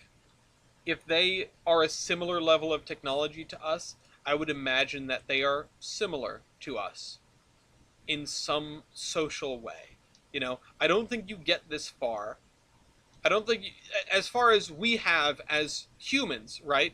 But much less a multi, uh, interplanetary civilization, right? You don't get that far without being a cooperative species, without having, social science in a way that is at least somewhat familiar to us. Now, that doesn't mean it's going to be anywhere near identical, but I think somewhat familiar is maybe as close as you're going to reasonably get. Um, Now, we have imagination, but we have a very limited imagination. It's tough for us as humans to go beyond what we truly understand. Like, you know, what don't we know? Go beyond what we don't know and go into what we don't know we don't know. I mean, you don't know what you don't know yet. You might learn someday, but I think it's important to go through life like that. And when we're thinking of extraterrestrial beings, right, it's going to be tough to quantify them in a way, without knowing what we're looking at, right? Without meeting aliens. Wow, we're getting deja vu. Without meeting aliens, there's no way to know. There's no way to know. We can make some assumptions. We can make some educated guesses based on what might allow a species to propagate into the universe. We can look at our own society and see what might be holding us back from doing something like that. A lack of egalitarianism, a lack of upward mobility, a functional class structure based on wealth instead of something that is irrespective of that holds bright minds down, that holds people down in a way that you might not necessarily be able to measure or quantify, but does exist and hinders the progress of our species because it's tough to get into a college it's tough to get into an Ivy League college if your main priority in high school is figuring out where your next meal is coming from. Um,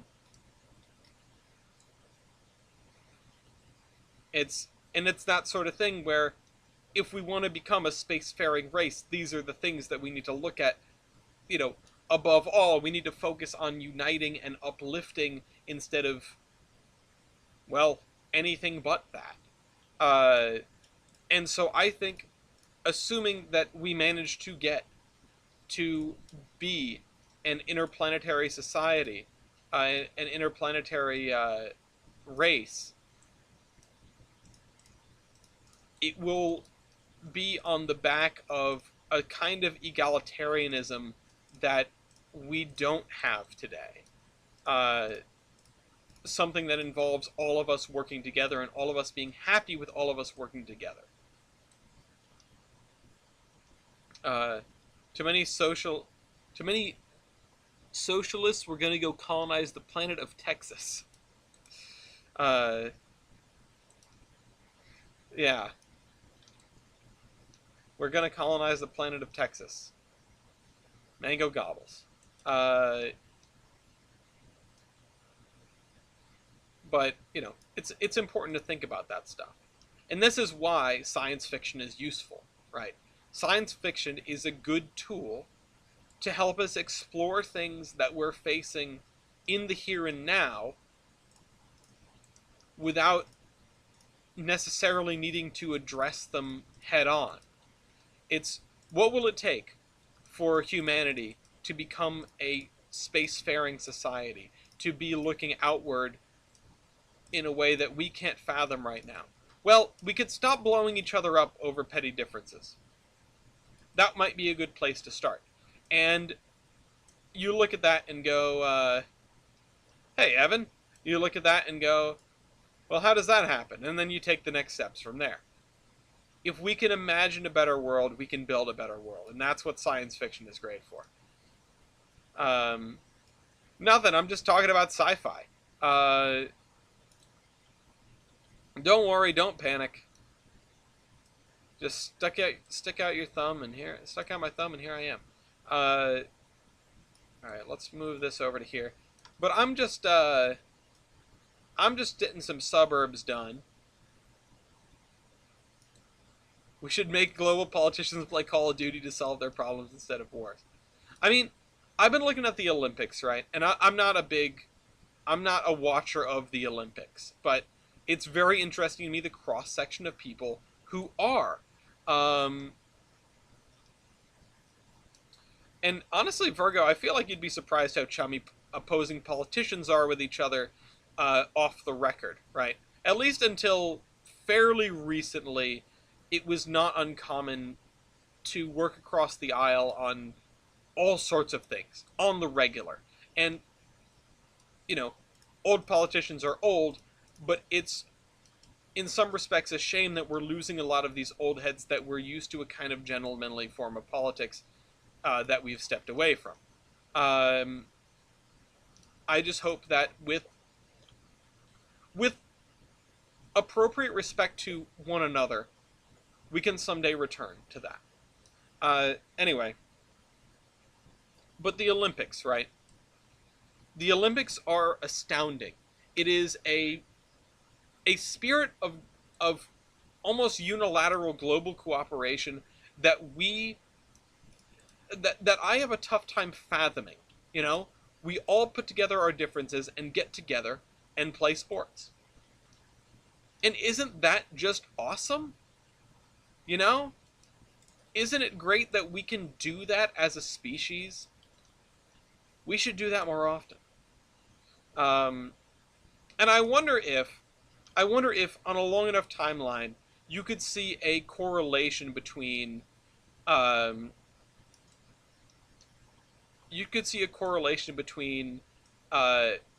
like nations that play sports with each other a lot and nations that like don't go to war with each other. Like, I know there was a thing for a long time about like two nations that have McDonald's have never gone to war with one another, and I feel like that ended a long time ago.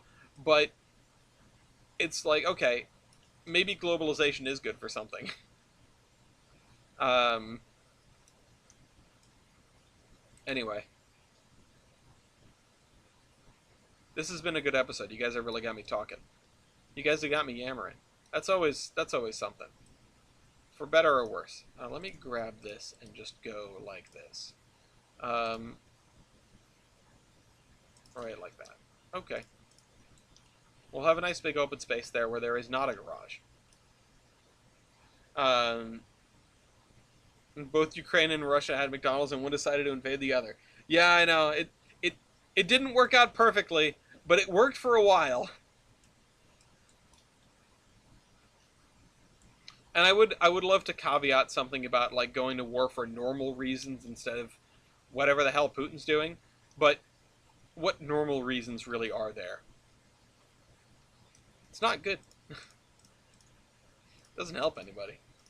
Um, anyway, let me grab this, and I'm going to take these things, and I'm going to put them over here. Being able to copy with control is one of my favorite things in Surveyor 2. This might be the most time that I've spent in Surveyor 2 in an episode of Under Construction, sort of by volume, and that is great. Uh, the reasons in politicians change, but war doesn't.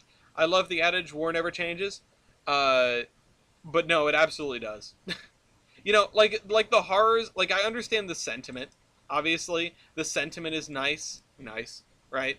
It is the, well, you know, the horrors of war never change. Like it's always like young people dying for their country, or you know, and you know, old politicians sending young men to die in war. And it's like, yeah, that's true. But war does change. War does change, you know.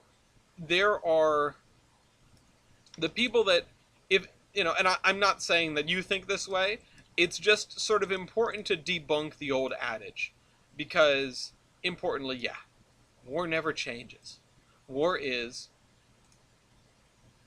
war is old men sending young men to die at a basic level, to not be gender neutral, which, you know, in this day and age, there are plenty of women in the armed forces, uh, and plenty of probably non-binary folks too, whether they're in their closet or not.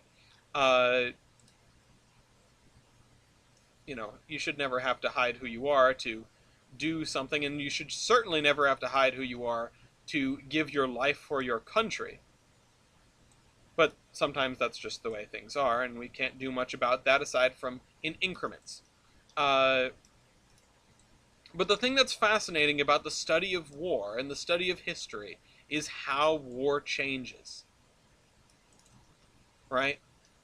It's it's interesting to consider, you know, and at you can look back at what you can look back at what eras were faced with the most dramatic changes by looking at the people who were struggling to catch up and keep pace. We're talking about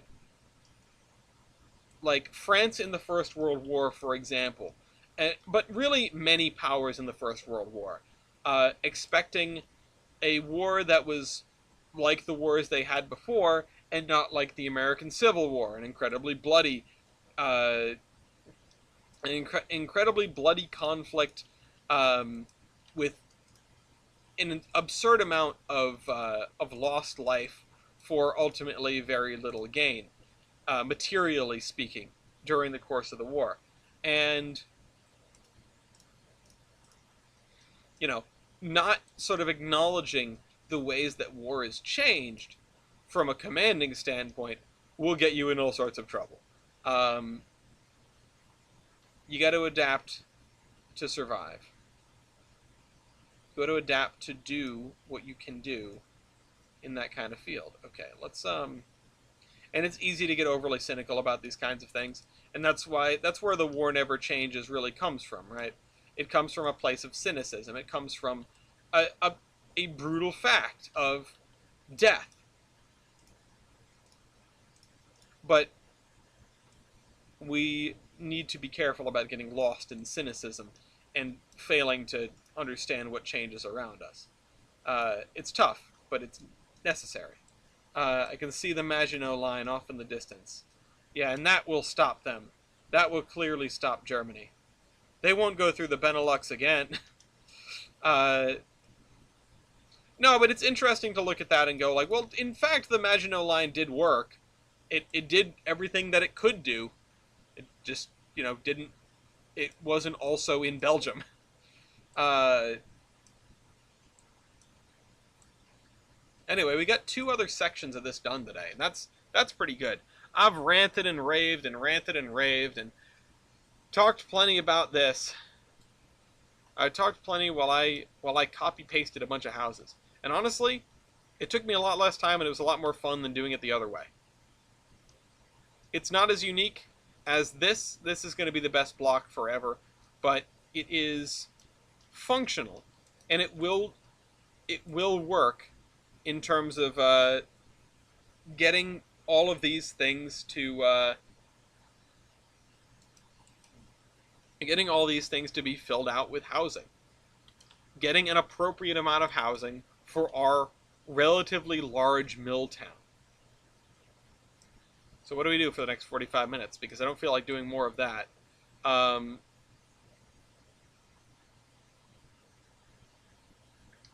Let's see.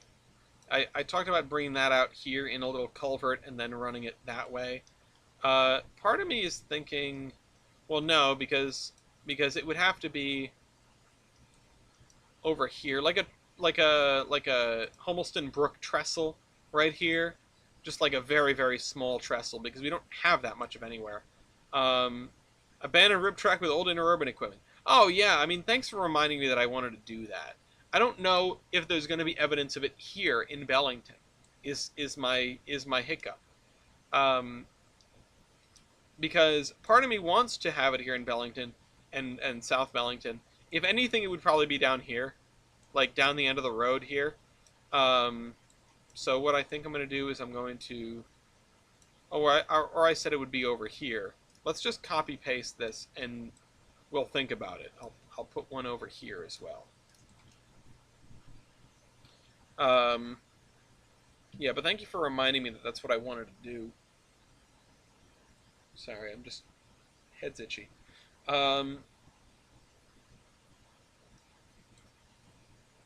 Anyway, I like how most of our efforts have been focused on this side of the river and not much on the other side. Something else that we can do is if we go back into Surveyor 1, we could add some more trees.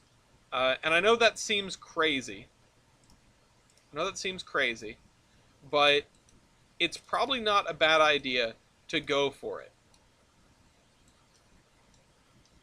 Now, Ryan asks, what is my opinion on hydrogen-fueled steam locomotives? And that's an interesting question. Because I think, so, hydrogen-fueled steam locomotives, the issue with steam locomotives is energy density, or energy transfer, right? Like, the PRRI ones, the hippos, the decapods, the massive decapods, they had a good, like energy transfer between the BTUs of the coal going in and the power that you were getting out. It was 9%. That's not a lot. Steam power inherently has a lot of what you could effectively term as line losses. It doesn't make it it doesn't like make it bad, right? But it's something that you have to acknowledge. Hydrogen-fueled steam locomotives are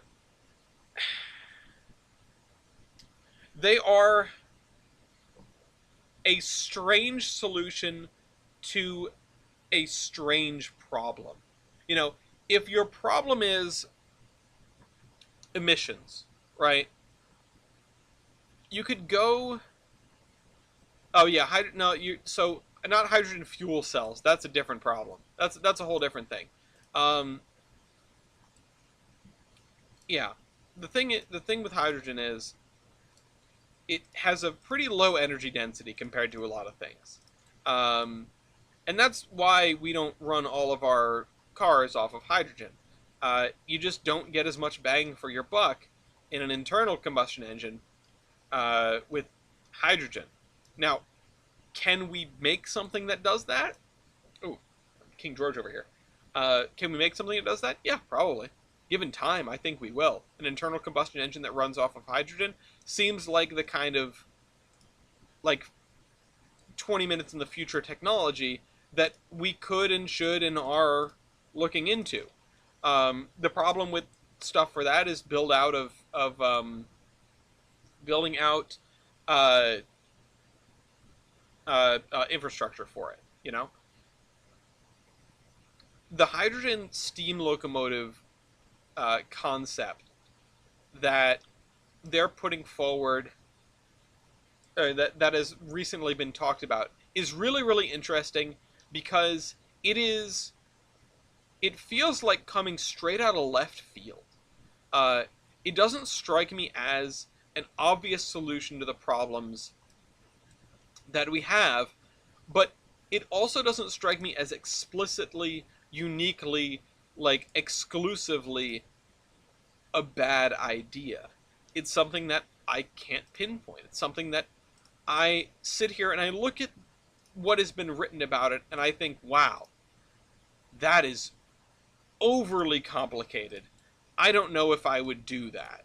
But I look at it, I regard it in the same way I regard the USS Enterprise, CVN 65, to come back to it. That thing had, what, 8 nuclear reactors in it? If this steam locomotive has, what, like 12 little micro boilers and a bunch of little turbines that can all, sort of power generators to power the wheels. Like that's what that's sort of what they're aiming at, if I remember right from what I've read. We talked about this on the podcast a couple weeks ago, I think. But it just strikes me as this is a this is a to me, throwing science at the wall and seeing what sticks kind of solution to the problem of diesel locomotives. And yes, we all know the solution to diesel locomotives, the solution to internal combustion power on the railroads is just to put up the dang wires. It's expensive, man. It's expensive as hell. And there's a reason why we don't have wires everywhere. And part of it is, institutional momentum. There are definitely, it's definitely not wrong to say that if they really wanted to, the class ones could siphon all their profits into putting up the dang wires and get it done on some sort of timeline. But engineering all that, not only would it cost an unbelievable amount, it would take a long time. And as an end goal, it's great to have overhead wire powered trains. It is as green and frankly just straight up as efficient as you are going to get. But in the meantime, figuring out stopgaps isn't a problem per se. And I don't think I think it's foolhardy to make perfect the enemy of good and not sort of look at these alternatives to see if we can do better in the meantime. However, it's a weird alternative. The hydrogen-powered steam turbine doodad is a weird alternative. It's not what I would have come up with, that's for damn sure. But I don't build locomotives, so what do I know? And that's the thing. The people that are doing this have certainly done more research on it than you or I ever will. And you, dear viewer, or myself, and it's like, I look at it and go, that sounds insane. I wish them luck. I'm sure they've thought this through. They wouldn't be investing in it if they didn't believe in it. It wouldn't be in the news if someone hadn't done an effing lot of math. At least not in the news with the details that we have, right?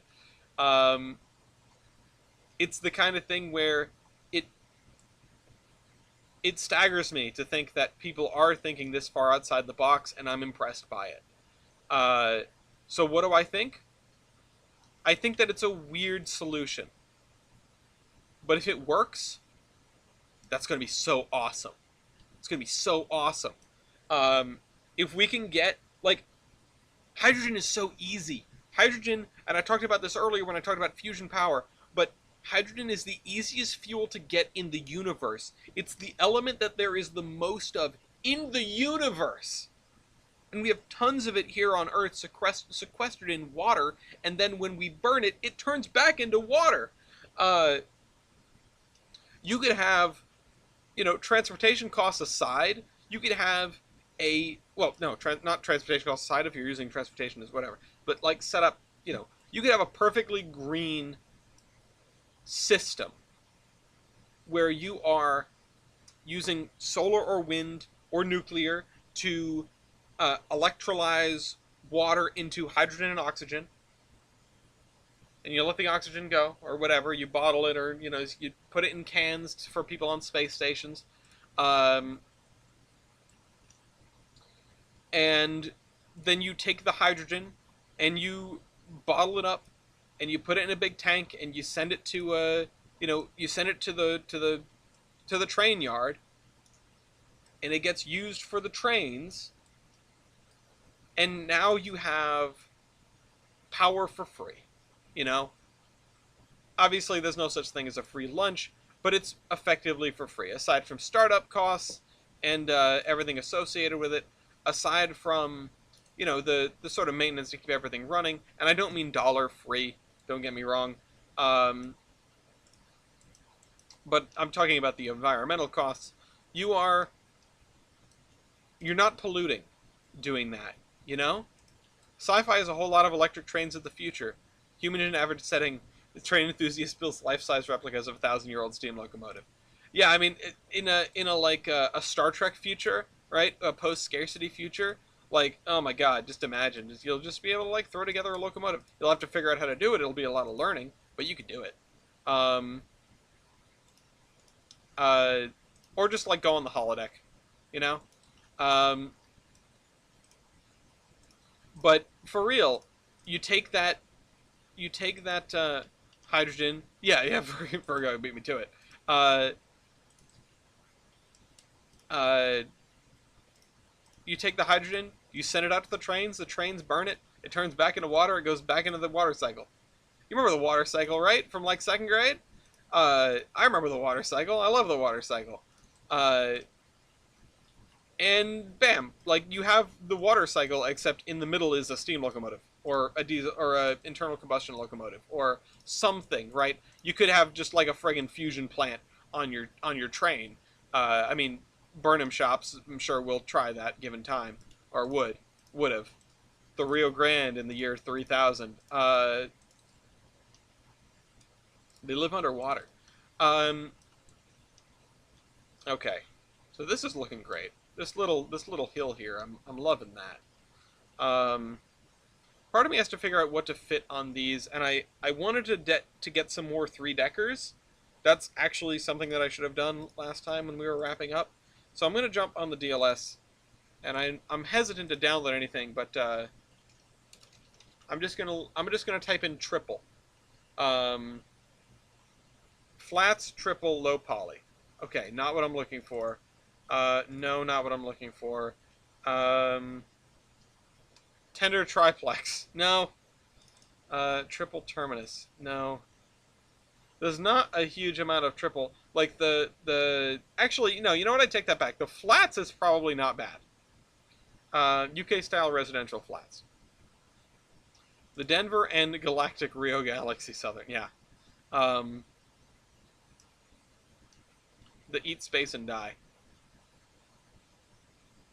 3025 is becoming my favorite locomotive. The more I see and learn about it, the more I like it, and the more I get excited I get to run it. 3025 is such an interesting character. It's a locomotive with a fascinating story, and it may not be the genuine article of a New Haven steam locomotive, but you know what? I can't be picky. It's what we're gonna get. It's what we've got. It looks the part, right? I'm wondering if that is Gloria getting home. Because Lafayette is barking at the back door. Or it's just like effing burglars. I don't know. Denver and Rio Galaxy Southern. Yeah, there we go.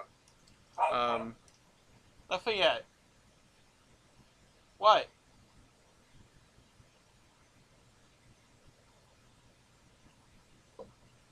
I don't know what's up with him.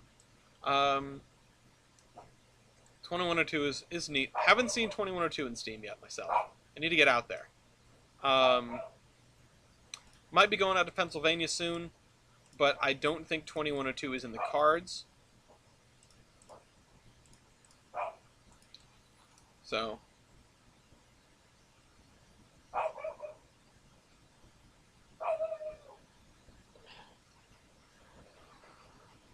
Let me just move my friggin' table so I can roll out the side.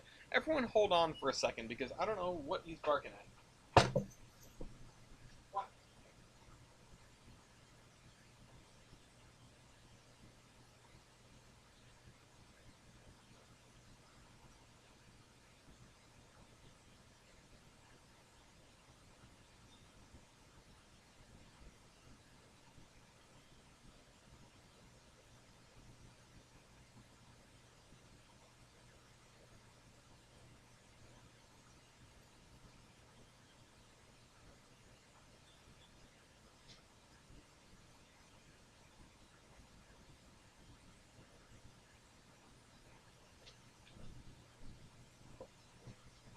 Well, it's probably just a ghost. Um, Trading cards or otherwise. For the record, I ain't afraid no ghost. Oh, well, what am I going to Pennsylvania for? No, not trading card related. I wish. That would be cool. I sadly cannot disclose what I'm doing in Pennsylvania. But I assure you, it's very cool. I can neither confirm nor deny what I'm doing in Pennsylvania. Is it for the EBT? No. Or is it? Maybe I should just keep denying it. No, it's a secret foamy thing. I honestly I can't spread it around. And this isn't me hitting the big time. This is just I've got an in play. I've got ins and places, and I can do fun foamy things. I got invited to do a fun foamy thing, and I can't talk about it, but I'm excited for it. No, it's not related to Century of Steam. It's not related to like it's not like I can't say, but you guys are gonna have to stop asking. It's nothing. It's nothing like that anyone is gonna go, wow, yay, awesome. It doesn't have any bearing on this channel. Just going to hang out with a friend. Really. Okay. So now that we have the size and the shape of this, I don't know what to put here. Quay the internet to find out. Now, I want to break this block up a little bit, but I don't know exactly what to do. My instinct is saying just put in a road that does this to annoy Mason a lot.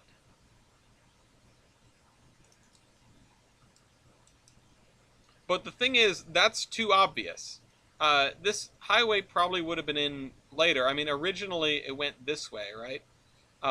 Or maybe it didn't. This road went this way, this road went this way. This went like that, so really, there should be a road that does... Really, there should be a road that does this, and this corner parcel shouldn't be... oh, I could make that a roundabout. That's a good point. This corner parcel would actually not belong to this mill here, unless this road was here before, in some way, shape, or form, and honestly, this is something that I probably should have thought through, and because it's definitely not like that, and that would lead to questions, right? Because it's definitely not like that, we probably actually should put in a parallel road here. At least one that goes like this.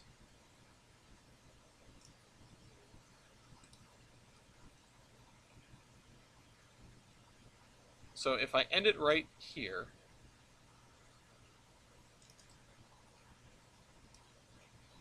yeah, something like that probably belongs here. Um, it's it's a little weird because we've sort of established with the way that this is set up that this road was that this highway was a later addition, um, and that this was the original road through town, right? This was the original crossroads, um, and if everything makes sense, you're doing it wrong, right? Uh, it's just a question of there's some row houses out there. It's just a question of how do I do this other side? How do I make the town not abruptly end at this line? Um, and frankly, it doesn't not make sense that there would be a road along here in the first place, paralleling the railroad.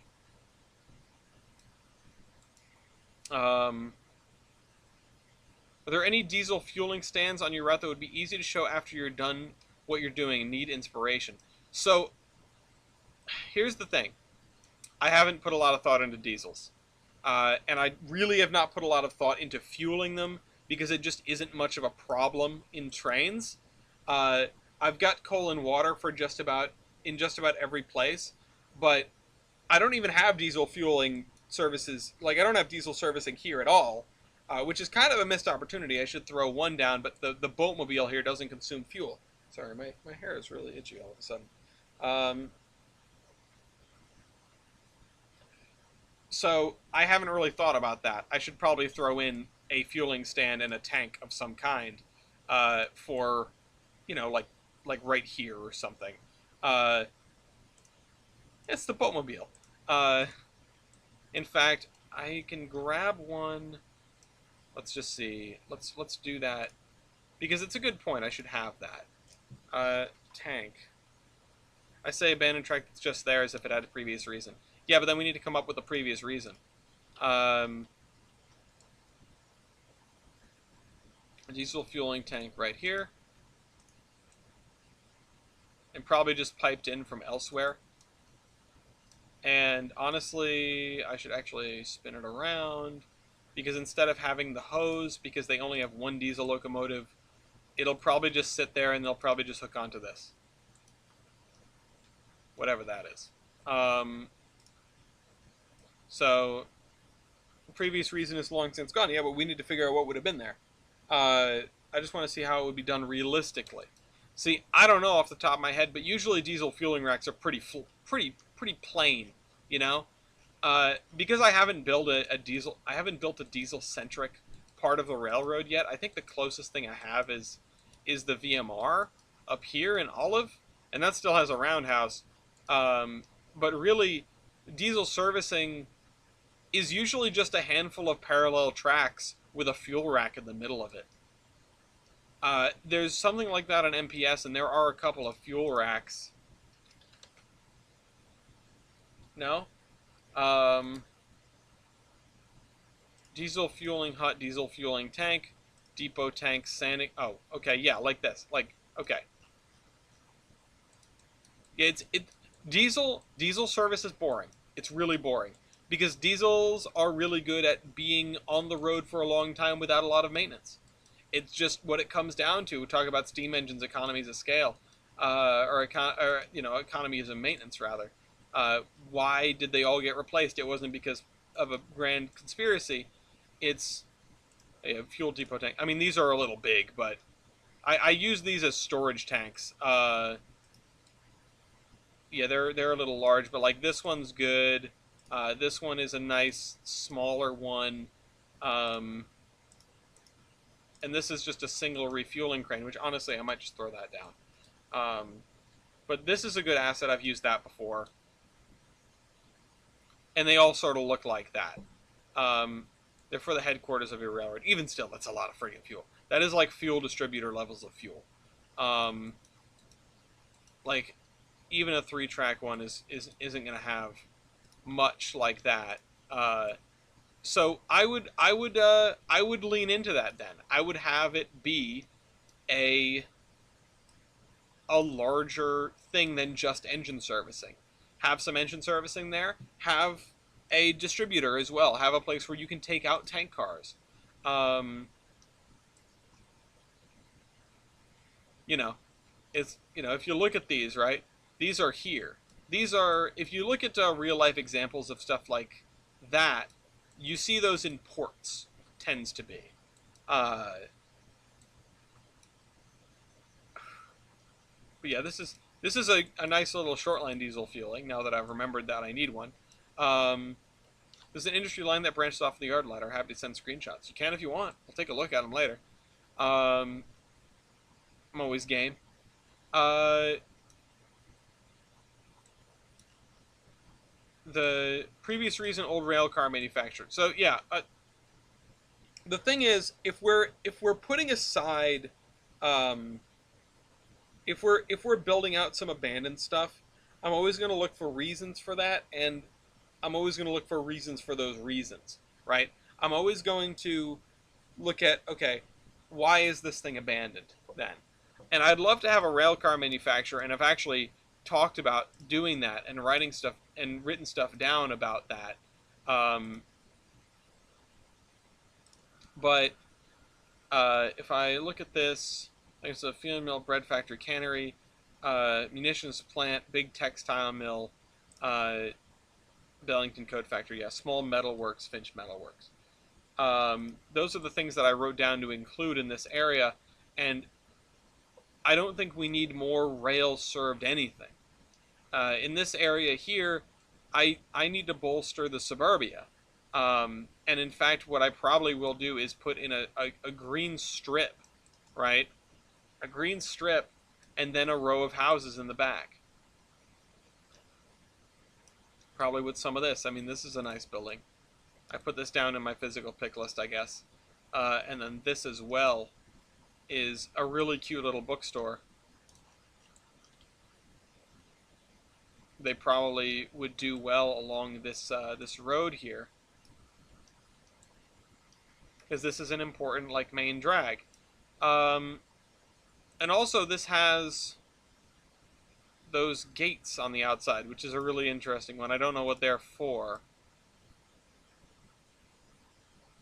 Yeah, I'm hesitant to throw in more rail service to this town because we already have so much of it. Uh, and it's really easy. Oh, it's a police station, is what that is. It's really easy to let that get out of hand. You know, um, we have a lot of manufacturing here. We have a lot of industry, and we have a lot of commercial too. Almost all of what we're going to build going forward, aside from weird little services and things like that, uh, is going to be a is going to be um, residential of some description. Um, First abandonments after the American Civil War, old railcar manufacturer, uh, an old plantation. Yeah, honestly, some of this area, having this area be as like this was a farm and now it's all treed in, that's really interesting. That's very New England. That's a fun one, honestly. And you know what? I'm going to see if I have like a big plantation house. I do. Um,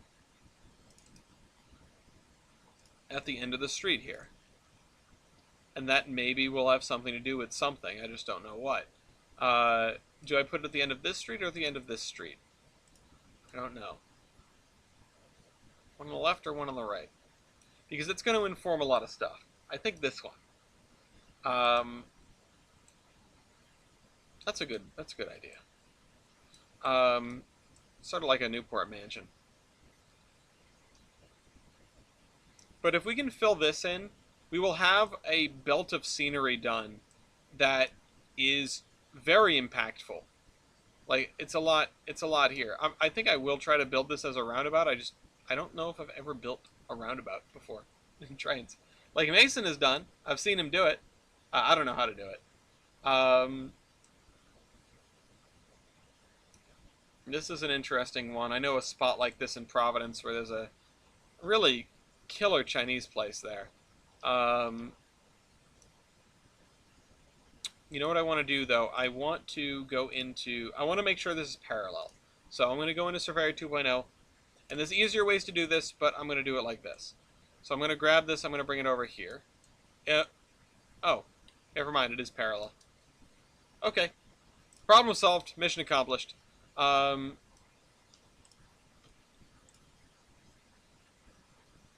all right, let's move this to right here then. Like really center that on the thing, and let's see if we can make a roundabout. So uh, insert spline point here, insert spline point here, and we're going to want to cut this back. We're going to want to cut all the roads back a ways. So like there, there. And this is going to be a very old school roundabout. It's not going to be pretty. It's not going to have channelized turns or anything like that. It is going to be a very straightforward circular roadway. And let's see. Actually, both of you, please. No, shift click. Thank you. Replace spline with selected asset.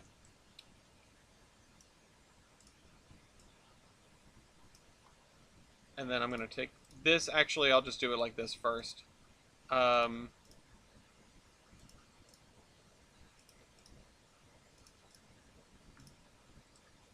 Here's the problem, is getting the spline points right. So let's try to make a circle as best we can. Let's try to draw a circle. This is going to be fun. I know how to draw inside the lines. I promise.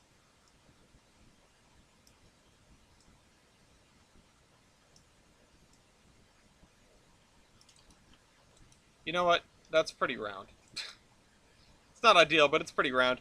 Um, Actually, I think I might switch this just to make my life a little bit easier. I'm going to grab this and I'm going to switch. Nope, nope, nope, nope, nope, nope. This, you. Diesel loco refueling point. Oh, okay. Okay, there we go. And then replace spline with selected asset. So now we have a vaguely circular shape of pavement. I could actually probably make this much more circular now because I don't have to worry about the other stuff, lining stuff up with the edges. But really, it just looks kind of lumpy.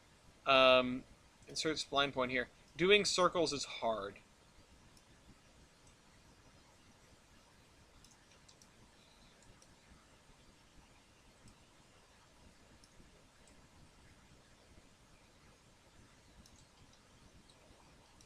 I think the more I add to this, the worse it gets. That looks pretty good.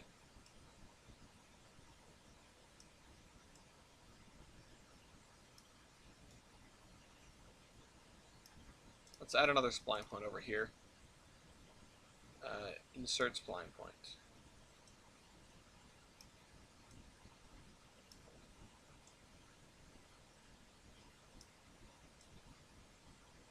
Okay.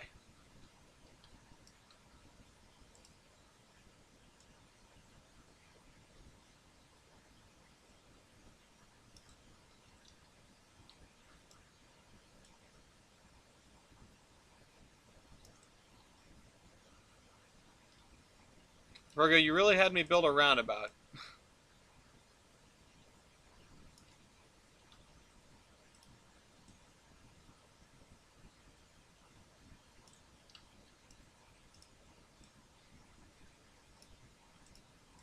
I could always measure a bunch of things out from the center and to make it like perfectly round. It looks good. Looks like I'm building it with Play-Doh. Yeah, I mean, I could use measurements here. I'm really just winging it. This isn't how I do things at work, by the way. Just for anyone that might be thinking that. Better than any circle I can do. Well, it's not a very... I don't know about where... I don't know where the... What in the Sam hell? Sometimes Surveyor 2 really gets on my nerves. Lower that back down. Now it's a little lumpier. Lumpy Space Princess. Okay.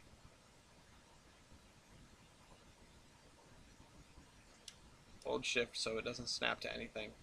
Now I'm gonna have to grab sidewalk and do the outside edge by myself.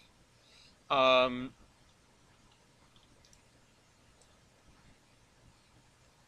where the hell's sidewalk? Um,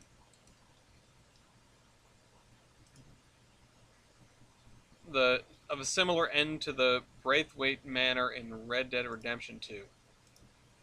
Another one that I've missed. I haven't played either of the Red Dead games.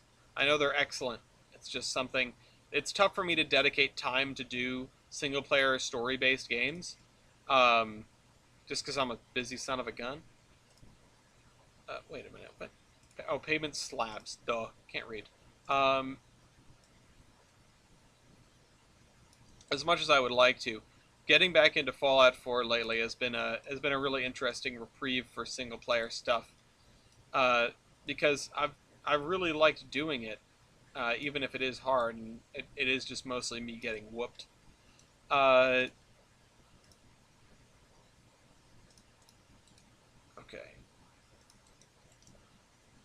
I've seen the ghost train in Red Dead too. That's cool if there's a ghost train. Okay.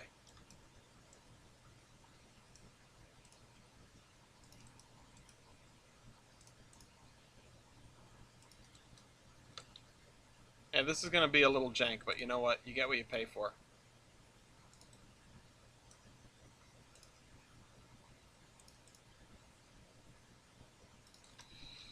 If we're paying for this, I want a refund. And if we're not paying for this, I want a refund anyway. Okay. Nope. No, no, no. Grab you. Grab that height value. And spread the love. Oh, this roundabout is not flat. Oh dear. Oh dear, oh me, oh my. Also, I clicked on the wrong thing. What height is this? 7009. Okay, let's do that then. Let's flatten everything else out to 7009. Everything that isn't the sidewalk.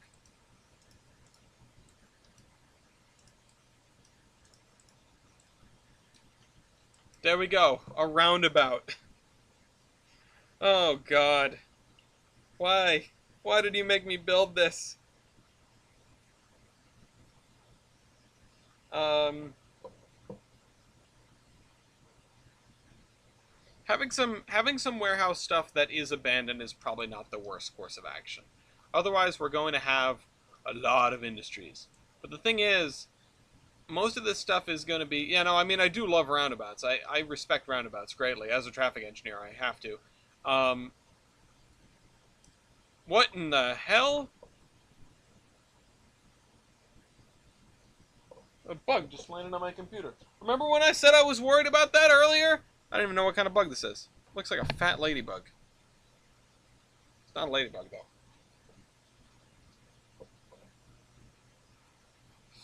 A lot of stuff going on here today. I think like the plagues are starting. That's got to be a sign.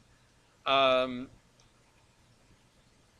yeah, if we could finish this one right here, this block right here, inside and out, then we can have those intersections that need to be roundabouts that ain't. I'm the reason why the classroom means a responsibility is crazy. What? Huh? Okay, hold on. I need to actually fix this road here. Straighten that out. Okay, it was straightened already. This I need to straighten out to point directly into the side of the road for the sake of my own headaches, right? And then this, so let me actually grab the one side. I am the reason why the Class 1 mantle responsibility is crazy for this month. Well, I appreciate your contributions, but unless you're the one crashing trains, I actually place the blame on the Class 1 railroads. Uh,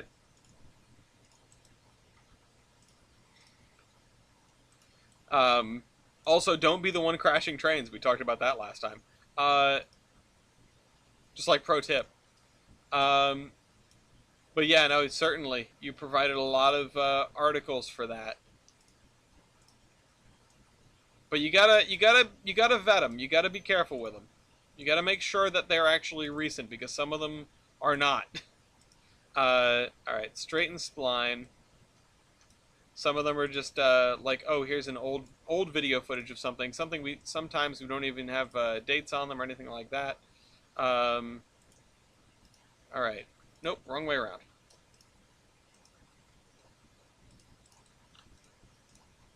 Okay, straighten spline, yes. Straighten spline, yes. Uh-oh. Okay, that's too tight of a corner then. Let's insert a spline. That wasn't helpful. Insert a spline point and pull it down this way.